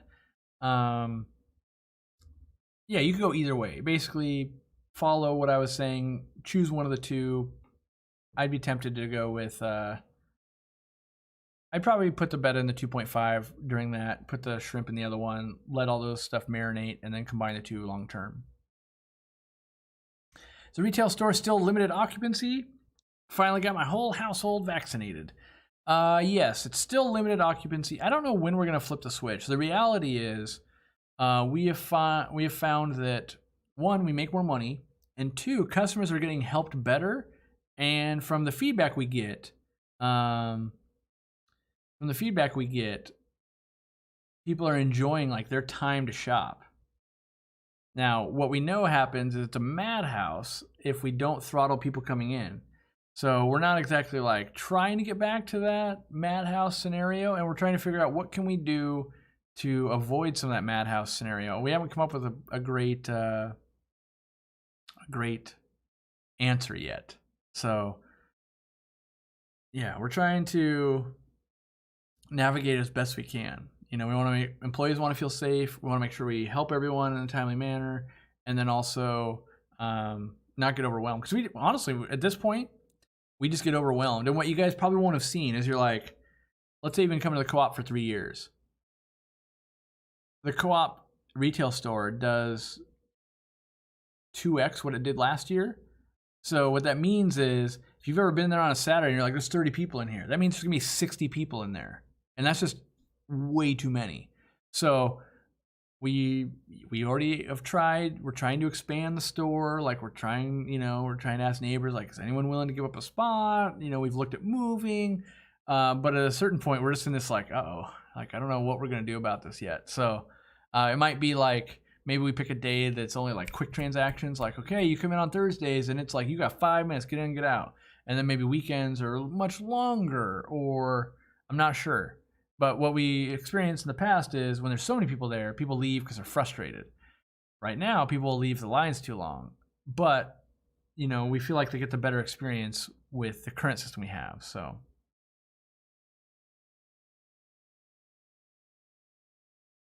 All right.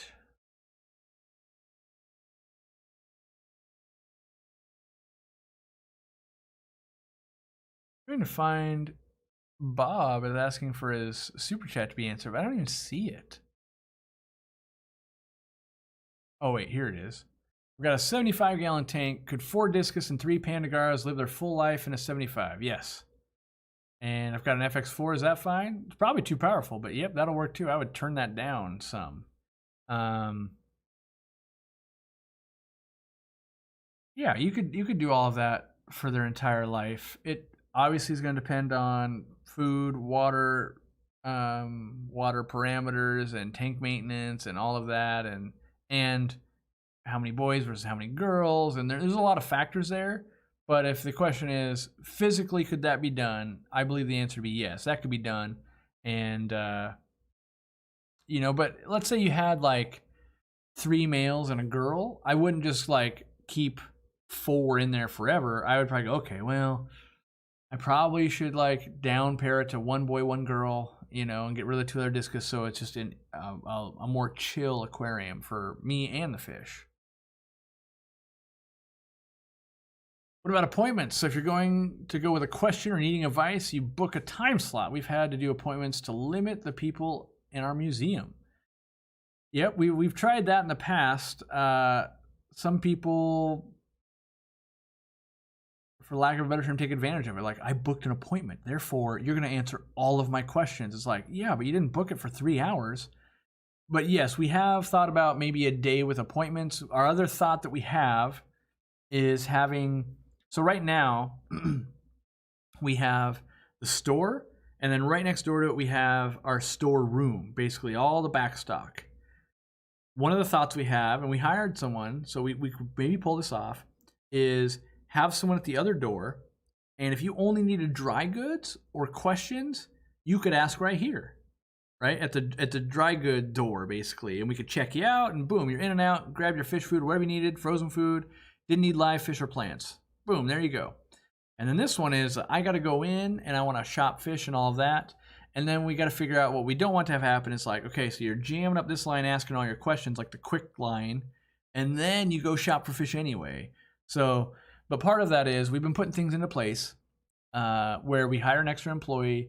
They're going to, basically the goal is to have someone on that side full time.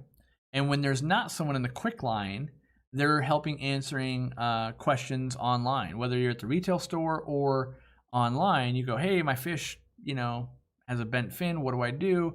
They're helping with customer service. Oh, and they're in an email. Oh, doorbell rang. What can I get for you? Get all that going. Back to that kind of work. And we'll rotate employees through and that kind of stuff. And so we definitely have been putting, energy and thinking towards it and making steps forward to do that. We hope it works out. We don't know. Don't hold us to that. Like, it might be like, oh, it's not working out. We tried it for a day. It was terrible. Or, maybe something else comes up and we go, okay, that's going to fix the problem too. But we're definitely going, what can we do? Because it's going to be a problem. We know that. And yeah, take a ticket and wait. That's the system we have now. We have the restaurant pagers. And so you show up, you get your restaurant pager, we call you in, and it's 2 people for every associate. So you could have you and one of your kids, or you and a spouse, or you and a friend.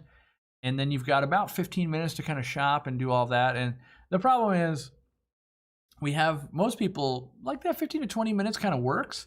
And then there are people that are like, well, I want to be here for 4 hours. And it's like, yeah, but that's, even when it's not COVID, it's an incredible burden on the business, because you're basically asking questions for 4 hours straight. We can't get involved. Like, we can't be like, well, we need to service the betta thing, but it's around the corner and we'd have to run hoses and that type of stuff. And then we have to constantly keep checking on you, even though you're like, oh, I don't need help, I'll let you know. Half the people that say that get angry when they don't get help then. They're like, I waited for 20 minutes to get any help. Like, you told us you didn't need help. So, and then you've got, just people want to go on breaks and that kind of stuff. And so it's, we're trying to figure out, how do we get the happy medium? Everyone's happy, everyone's shopping. And, the other thing is people hanging out for 4 hours. Our store is tiny. It's 960 square feet. And most of it's filled with aquariums. And so you get a few people hanging out. And then it's all of a sudden like, oh, we need to get there. We need to get to that. Like, you're trying to lead a family. Like, all right, go around the corner. We got to go by all these people. We got to get to right here. So we need a bigger store. That's what we need.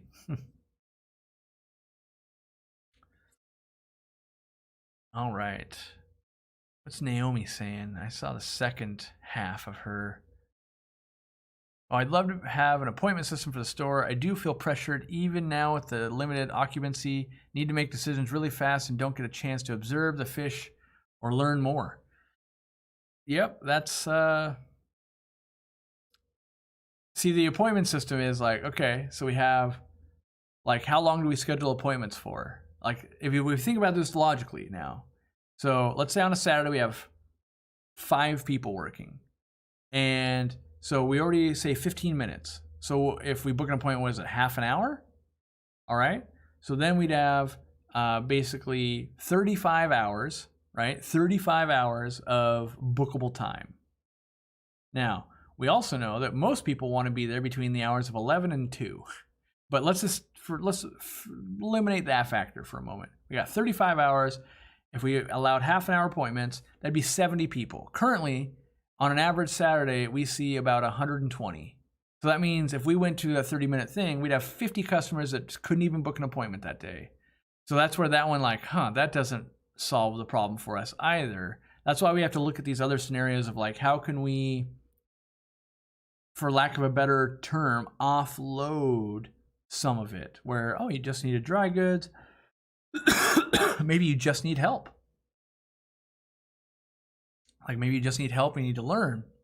Maybe that's a different section, right? But then there's also the people that they just want to see Murphy every Saturday with their kids, and like that's viable too. And so we've run a lot of scenarios, we've tested a lot of things, and we're trying to figure out what is the best method. And there maybe is no best method. Like at a certain point, you know, it does become just difficult, and it's a physical space thing of like, we only have this much room. That's just what it is. And then there's also the whole, at a certain point, we're just too popular, and no matter what we do, it's gonna, like this live chat would be a good example. No matter what I do, so many people show up, I can't help them all. And we're trying everything we can to be like, not just give up on that, but at a certain point, maybe we have to, like, we can't serve everyone in the way they want, so we are just gonna have to wing it. Maybe that's, you know, or to be able to, so her second part was, or to be able to know what is out of quarantine on the floor, realizing it might be sold out. I know Robert posts on the forum, but not sure if they are in quarantine or available. Well, that's because we're not sure. Any given day, a fish can come down with illness, or it could be looking really good, or someone could buy it all, or like it's incredibly difficult, basically. And we've been running tests. So currently we have tests where we are trying to track fish so that we can have a real-time inventory online for everyone. If you guys don't know, we do have, let me see if I can bring it over here. So if you don't know already, for our retail customers, you can go here and check retail store availability. And what this will do is this will tell you, like right now, of this Easy Green, we have 13 available to store. We must have been selling a lot this weekend. So we have 13 available, right? So and that's that way for every dry good. Now, that doesn't include frozen food, so that's unfortunate. But we are looking at a system of how could we do that with fish, or and maybe maybe retail, or not real time. Maybe we can't accomplish that, but we do post on the forum of the fish that are there. But even if we were to say like, oh, this is out of quarantine, it doesn't mean that it couldn't go out of quarantine, back into quarantine the next day, or come down with illness. Or I realize that knowing most of it, yes, that is a good thing. And that's why we're working towards it. But you got to think it through some things like, what about fish that have babies? What about a fish that, let's say, dies and doesn't get recorded? Now you drove in, it says we have them and we don't. So how many times a day? Like plants, we have to audit at least once a day, and they're a living thing, but they're not even like fish. So we'd have to audit all the fish we carry. Like, you know, do we tell everyone, okay, we audit it every Thursday night, so that way you know for the weekend? Do we have to do it every day? And we're testing things. And we the biggest thing I can say here, loud and clear, we know it's a problem. We don't have the answer yet. We are exploring all possibilities to hopefully make it better. That's the best thing I can do. I will say, by the way, because I always laugh, that we typically do crazy things. And if we rewind like 3 or 4 years ago when we no longer took cash, people lost their minds. Here we are during COVID, like no place takes cash, and everyone's just okay with it. I mean, not everyone, but like back then we were insane, and now it's like, oh, look at this, lines are moving faster, there's no contamination, like all these same things we were having happen back in the day. And we don't have to do runs to the bank, and we don't have to have, you know, oh, that grandma's counting out $17 in nickels, you know, that kind of stuff. Because all that was our first stopgap when we were like, man, we're busy all the time. How do we speed up the lines? And then we added an extra register, and we've continually thought, can we add another register? What else can we do? Can we, you know, make more videos? That's how the YouTube channel started. How can we help more people without having to do it one-on-one in store? So I hope we figure it out, because it sucks when you got a good place and then it's like it's going downhill out of like popularity or, you know, something like that. And we also, another thing we did, we increased the store hours. And so like on weekends, we're open from 10 a.m. till 7 p.m. So Sunday used to be 11 to 6, or 11 to 6, and we went to 10 to 7. And Saturday used to be 11 to 7, and we went to 10. So not like it's, oh man, we got double the hours, but we've been continually making steps, because to add more hours, you have to add more staff. You have to do, things like that. So we've been making steps. We don't want quality to go down. Like when you do get your time with someone, we hope that you're enjoying it. But yes, how do we make it so that people can get that 30 minutes they need? How do we make it so that someone who just needs one package of frozen bloodworms can get out of there on time? We're looking at it. And I'm sure we'll test things and we'll get more feedback, and we'll, yeah. Isn't the checkout a Times app? You could offload the customers to other areas to wait for bagged fish, stand in line.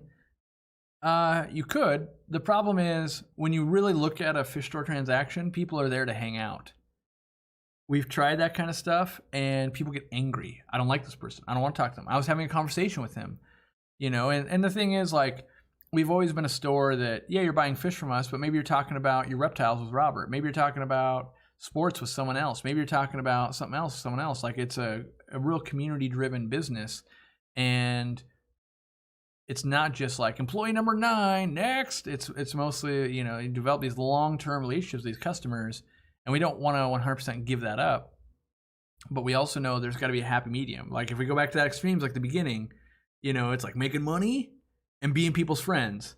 We got to get somewhere in that middle where we're making money and we're people's friends, and not just like, we've all been there when you've been at a store and like there's 2 people just gabbing it up, and you're like, it's been like 20 minutes. Are you going to help someone? Like, this is insane, right? And then you've also been that thing where it's like, nothing but a cattle shoot, which I feel like right now with COVID and, the ticketing system type of stuff we have now, it's leaning towards more like we're really efficient at kind of making money and that kind of stuff. And we just need to we need to be back in the middle. And there's definitely been times where it's been way over here of like, oh, geez, we're being locked down. These customers just want to talk today, and we've got stuff we got to get done. So we're just gonna work on it. That's all we can do. All right. We're too busy and popular. Business problems I strive for. I'll say you strive for it until you have it. And I'm not saying I would take it back, but I cannot go to my store while we're open. It jams it up. Like if you ever want to lose all your money, be popular on the internet and then go somewhere where they think they might see you. And then there's all the people that get angry because I won't meet them. Like, I'm going to be in town, you won't meet me. Like, well, you're the 3rd one today. I can't meet everyone. But I would not choose it, or I would not change it. Like, I'm not saying I'd rather have a business that's failing. I'm not saying that. I'm just saying that careful what you wish for. It used to be really nice when I could go into my own store and enjoy it. Now I have to go after hours to have a chance at that. And not that I don't enjoy meeting people. It's that everyone, like in the live stream, for instance, people want to know my opinion.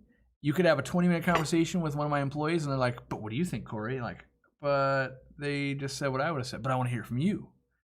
And so, and right now, especially with COVID and stuff, like my employees see, and that's the thing, you can ask my employees. When I walk in the store, they get sad because they're like, oh, we're not going to be able to do our work now. And then a line forms to do kind of selfies and questions and that kind of stuff, which is great if we're at events and we're doing that.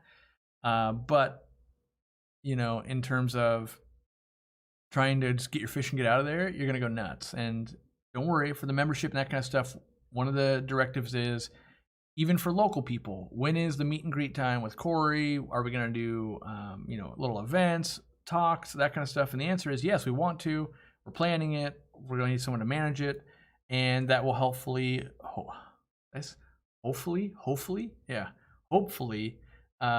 mitigate some of those things too.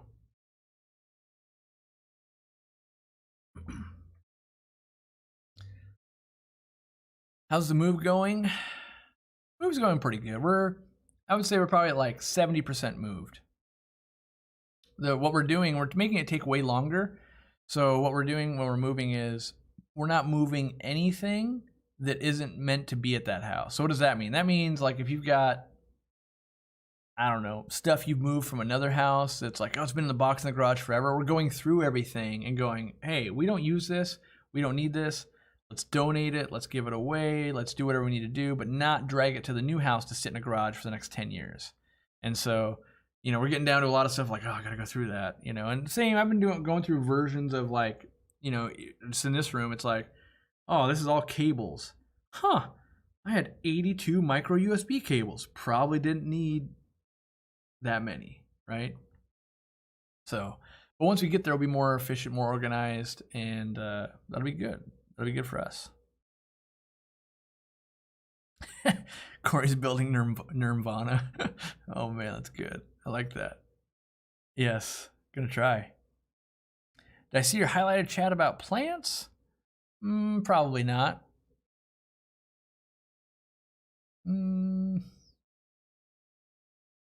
I'll answer this question. I'll look for that one. Finally here, live for once. Quick question. I recently bought some Crypt Parva from you guys. Do I need to keep the crown above the substrate? I do recommend, yeah, the crown of the plant, basically where roots meet the... You're better to leave it a little tall than you are to bury it. You could get a little... I mean, usually it'll pull through it, but I recommend being a little bit above. Here we go. I found your super chat, Amanda. I heard when you get new plants, you should rinse them for 15 minutes in hydrogen peroxide and water, then in aquarium salt before they go into a tank. True or false? I'm trying to just like not rant too hard here. I would say false. The amount of stuff that people try and kill their aquariums with is staggering. False. That's what I would say, false. So in my career, I've never once needed to hydrogen peroxide dip a plant. I've never needed to rinse. That's not true. I've rinsed them a couple of times if there was like a crazy amount of duckweed and I didn't want it in that aquarium. But for sure, I can tell you this 100%, I would never put them in salt ever. Ever. Now, you could talk about alum dips, you could talk about potassium permanganate, all of that. I don't do that ever either because I just don't think it's warranted, and I'm not afraid of a little bit of algae. I'm not afraid of a snail. Like, it just, I think what am I trying to say? You're trying to keep a slice of nature in your house that's full of live stuff. I don't think the good way to start that is by killing everything. That's basically how I feel. But what if something gets in there? Like, yeah, then you get to enjoy it. Like, it's kind of like, to me, you know that person that's like got their first dog and they're being that like annoying dog person where they're like, they got to buy every dog leash. They got to tell you about how they only feed raw, about how they would never take their dog to the park because they could get other diseases, how it's gotten every vaccination, how they walk it 72 times a day, and how they're the best dog owner that's ever lived. And then you see that person, or you're talking to them like 2 years later, and you're like, yeah, dogs are bulletproof, right? You're just like, yeah, it does whatever it wants. Like, oh yeah, it ate some poop the other day. Like, oh man, now I got to watch to make sure I didn't get any worms or anything, but yeah, it'll be fine. You know, and like, yeah, I just use this leash because all the other 8 ones, like this one's fine. And then like, oh yeah, food. Yeah, I just feed it like some good food. It doesn't, you know, it started getting diarrhea on the raw food and turns out this one's fine. And same thing with like kids, you know, a new parent. It's like, geez, the new parent's here. Like, they know it all. They've been reading all the things. And then you got like, oh yeah, kids are designed to be bulletproof. Dogs are kind of designed like, they're going to do well. And the fish tank's the same way. Like, nature's going to solve it. You know, and yes, could you bring in the plague on accident? Sure. But, like, for me, what are the odds at this point? I don't even know how many hundreds of thousands, if not, it might be millions at this point. Maybe not millions, but hundreds of thousands of plants at this point in my career that I've gone through. Never once have I had something catastrophic where it's like, oh no, now how are we going to get that out of the system? Like, nothing. So if that is at the level, what's the average hobbyist like? Well, I've seen 500 different plants, 1,000 different plants in my lifetime, probably not going to have any problems. Whereas putting some salt on there, you can kill it right away. You know, hydrogen peroxide, you might kill a little bit of the algae, but people are usually going, I want to get rid of snail eggs, I want to get rid of snails, I want to get rid of duckweed, I want to get rid of algae, I want to, get rid of any kind of worm or anything like that. And the reality is you can do all of those things and like the snail eggs are still going to make it through. And then you're going to be like, but I did all the things. It's kind of like that same thing. You've got a kid or a dog, you've done all the things and you're like, what do you mean it's got a problem? Like, yeah, just because you follow these steps doesn't mean it's going to be flawless. And so most people over time figure out, if I take this much easier path, I get the same result, but I get a lot more enjoyment, and so does my pet. So that's what I would recommend for you is like, all of that, I would say I do not do. I'm not saying you can't do it. I just don't see the benefit in doing all of that. Now, Dean, like he hates duckweed and snails. What does he do? He puts it in a quarantine tote and lets it sit there for a week or two and then moves it to his aquariums. But then for the most part, you can also see Dean struggles with plants. Like you're always trading something. So, yeah. We're almost the 2-hour mark. Fish tanks can get the plague? Yeah, I mean, they can. There's things like discus AIDS, koi AIDS, angelfish AIDS. Some people would say like camellias redworm's pretty hard to get rid of. But the odds of those being introduced by plants fairly low, and the odds of killing it or doing something wrong is actually much higher. I'm always hesitant when it's like the thing we're trying to prevent is less worse than the thing we're using. Like I want the beneficial bacteria on that plant. So imagine it's a brand new aquarium and you're killing off all the bacteria and then you're trying to cycle an aquarium. Like you could have brought in all the bacteria and be way better off for it, and your fish would be happier and healthier faster than by doing it the other way. You either have a show tank that takes insane amounts of work or an ecosystem that can sustain a few bumps in the road. I think for the most part that's true. You can achieve both though. It depends on what your show tank is. Like the larger the aquarium is and the easier you design it, it can be a show tank and relatively low maintenance. That being said, you can have the opposite too, but your assessment is mostly correct. And I would much rather have an environment, an ecosystem taken care of that looks pretty darn good, as opposed to like I'd rather have my fish tank look like a car that got washed 10 days ago than a car that got washed today. Like I'm that guy. It's like, yeah, it's a little dirty. It works all the same to me. But then there's those people that are like, no, I gotta wash my car like 3 times a week. It's gotta look good. And usually that's a newer car, and you really like that. But for me, I can have some bird poop on my door. It's fine. You crazy, missed everything. You did indeed. I just gave my killifish some leftover fruit flies and they loved them. Yes, I used to think like, yeah, I'm gonna feed a lot of live foods. I used to get wingless fruit flies. Those suckers can get out of the water and crawl up your tank. It's really annoying. So we used to sell way back in the day.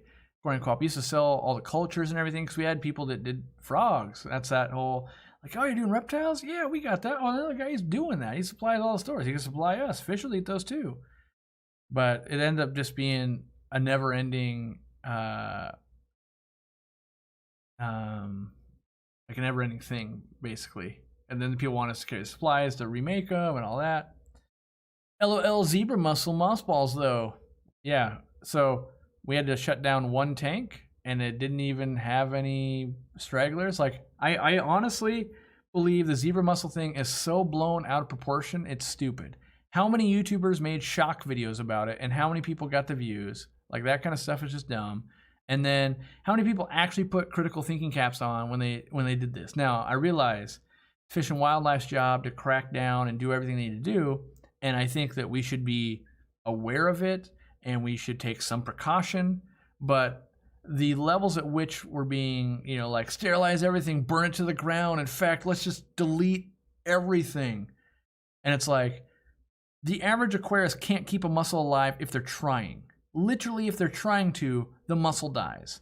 So at this point, I don't feel, and I'm not saying nothing could ever get out of the wild. I'm not saying that at all, but It's like all of a sudden we went, oh my God, what about these mussels? They're doing a thing. What about everything else in the hobby that is like 20 times more detrimental to the rest of the world?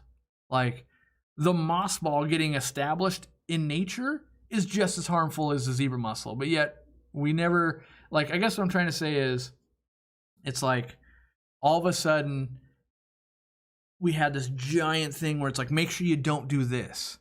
And the conversation should have been like, no, that's not the conversation.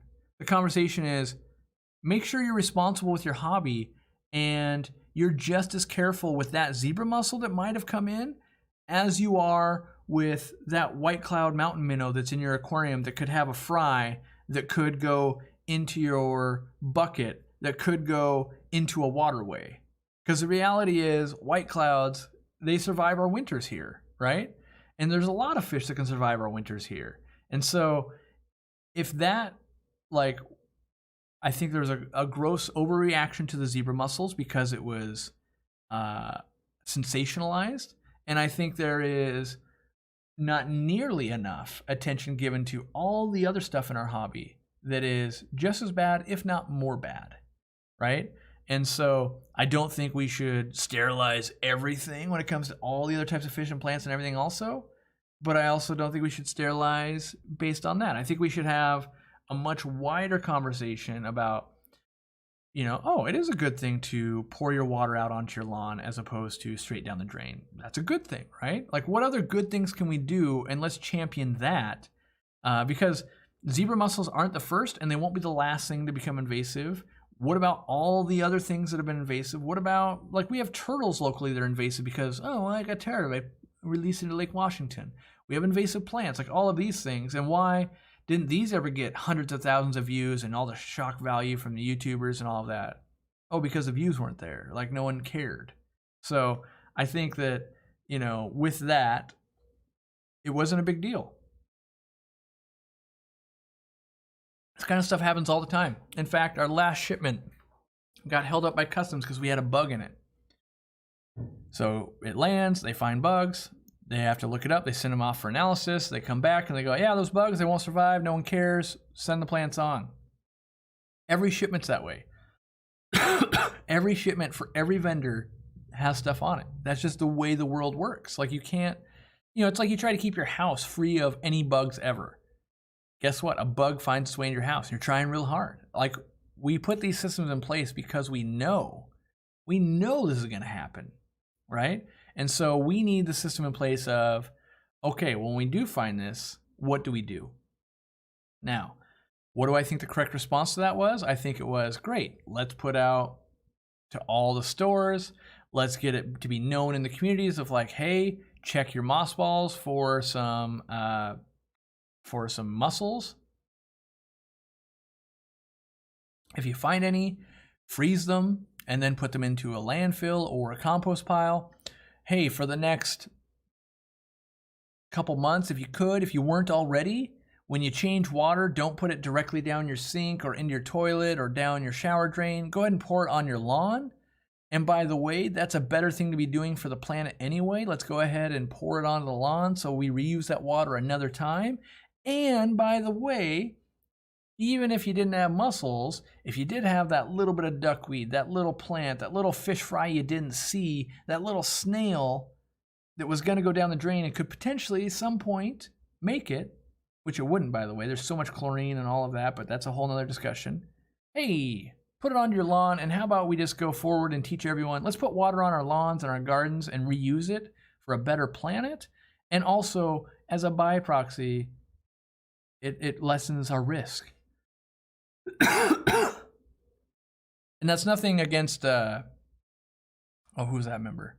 Dang it, I scrolled. That's nothing against you, Alexandra. Personally, I just saw that my wife hid it, and I'm not afraid of the moss ball discussion because I just think it's way overhype trained. Way overhype trained. Fish and game stock waterways with trout that are non-natives. There's a lot of stuff going on that, you know, like, it's one of those, we can all focus on zebra mussels. Meanwhile, company XYZ, it literally just like destroyed the planet. You know, like it's views and sensationalism and There's, you know, it's just, yeah. So I always go with, when I see this stuff happen, like, what did I choose to do? I chose to make a video so I could alert all of our customers. I refunded all of our money. We sent it out in a newsletter. We avoided all the sensationalism we could. And in fact, it's an unlisted video right now. You can't find it unless someone gives you the link to it, because I didn't want to take a negative thing in the thing, sensationalize it for the views and the money and all of that, when I could take it as a teaching point and let's dial people down and let's go, here's what I think is actually going on. Just because, from whatever I said, by the way, I am no more knowledgeable than anyone else. I'm probably less knowledgeable than everyone else. If you value my opinion, take it with a grain of salt. You know, I'm sure Fish and Wildlife disagree with me, and I'm sure I could battle them all day. Well, what about this? What about this? What about this? What about this? What about this? What about this? And they're just going to be like, well, I don't know about that, right? But I think a level-headed approach, and let's use this opportunity to lift everyone up in the hobby and go, hey, let's just get better. Let's just get better at what we're doing. Let's try to put more of the water onto plants that need it. Let's let nature's filter stuff out. Let's make sure, public service announcement, don't let, to the best of your knowledge, best of your ability, fish, plants, invertebrates, diseases like that into the water, right? We already have a problem where, you know, we're putting meds into the water. Lots of meds go into the water, whether they're fish or not. Like, hey, if you're on medication, you went pee, you're putting meds into the water. There are systems to do that. That doesn't mean we need to overpower those systems. We should do what we can to alleviate it, right? You know, there's always a case of like, well, you know, motor oil is going to reach the waterways anyway from leaking out on the roadways. That doesn't mean we just go pour it into the sewer.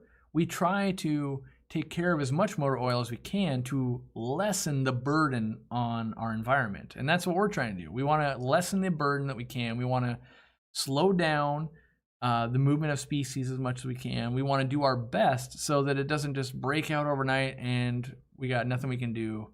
We can't go back from that, right? So I think we just all be good Aquarius and we try our best. That's all we can ask for, right?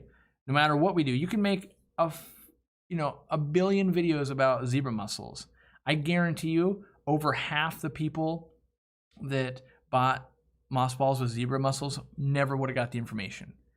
We looked at all of our sales and there was still like 3 people we could never contact. That's why we put out the newsletter too, and so that everyone got to see it, because they checked out as a guest and we didn't get their information. We can't contact them, can't let them know. We couldn't refund their money. We told them, if you want it, please contact us, we'll get it done. But yeah, I don't know. I'm against the whole, like, there's a big difference between shock value and just a clever headline, right? Like a clever headline that's good has been used forever, and then the whole like jumping on the bandwagon, trying to get views. Everyone needs views on YouTube, but let's try and do it in a positive way. I mean, to me, everyone was even using like the same thumbnail that the original article used. They're like, oh, I'm gonna steal that. You know, it's basically the thumb next to the moss ball and the thing. It's like we all made our choices, right? I did mine in private. Maybe someone else does a live stream and goes, hey, let's have a conversation about it. Let's crowdsource this. Someone else makes a video. But I think the takeaway should be, we should all be more careful. We should try and be as careful as we can. And there's always going to be accidents, and we can't control it all. You know, we can control a small part. Let's do our best there. Hard to see sarcasm in a comment. I meant the same thing, the overhype and the freak out. Yet here we are and not thinking about how we can just be better as a whole. I agree. That's, you know, it was everywhere. Customer service getting slammed. Everyone was just so afraid. And then and we were caught in the middle of like, this person says, light the aquarium on fire and, you know, shoot it with a shotgun. This person says, do this. And you say, just be really careful and take all these precautions and don't, you know, kill all of your fish. Like, yep, that's what, and why you get all those opinions is because they're all opinions and no one really knows what to do. All we know is don't let them get into, don't let them get into the wild. That's all we know. That's all we know is that it could be bad if they got into the wild. How we want to do it, how we want to prevent that, everyone's got their own best ideas. And I personally never think it works when you tell someone to do something that they will consider ridiculous, that they will do it.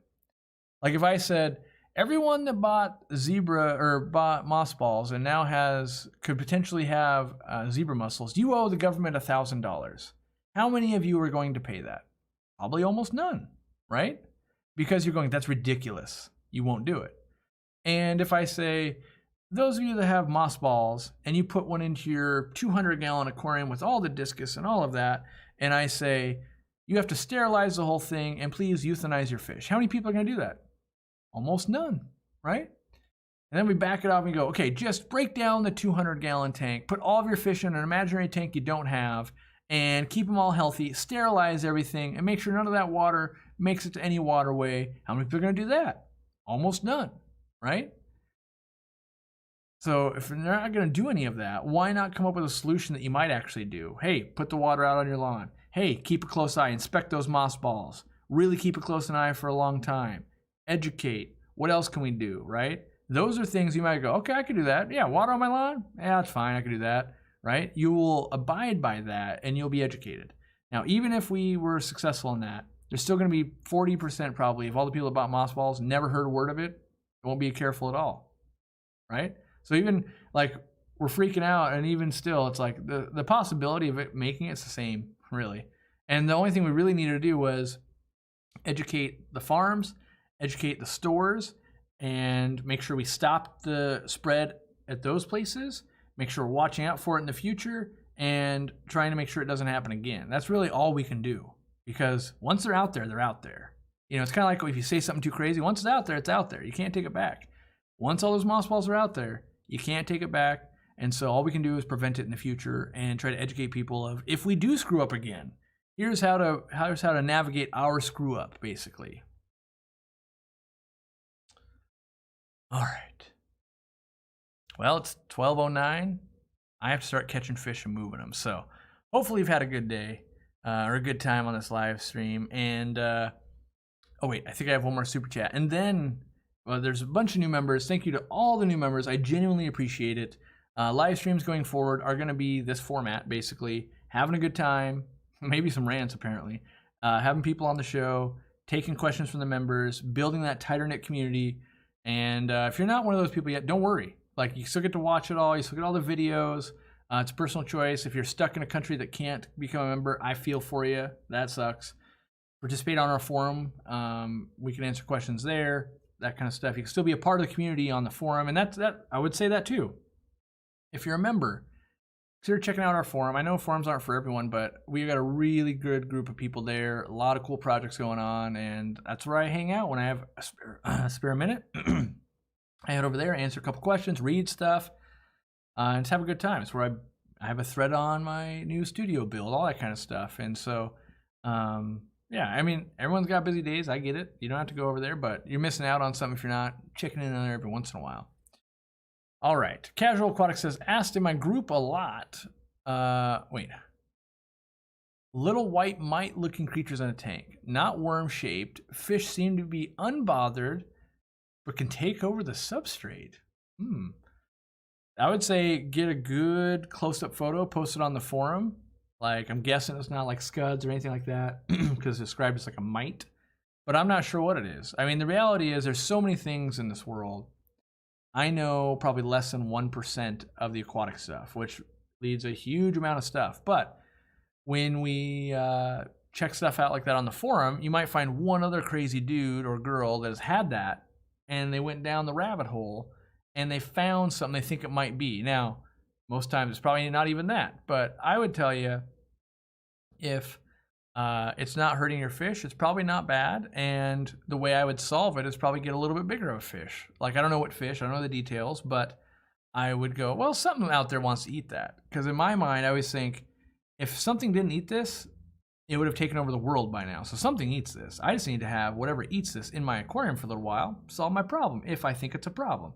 They're probably being great detrivores for you, probably cleaning your tank really good and doing a lot of good for you, but it's the unknown, the fear of the unknown. What could happen? I don't know.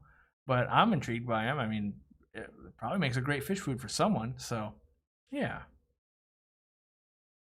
All right. I have to go. I could do this all day, and maybe I will do it some longer if I didn't have to do. If I didn't have to move fish, maybe I would do it longer. And that's one thing I might do too. We might do longer sessions, and just hang out. That's the whole. I just want to hang out with the group. I want you guys to be able to have conversations and chat and have a good time. And yeah, so have a great Sunday.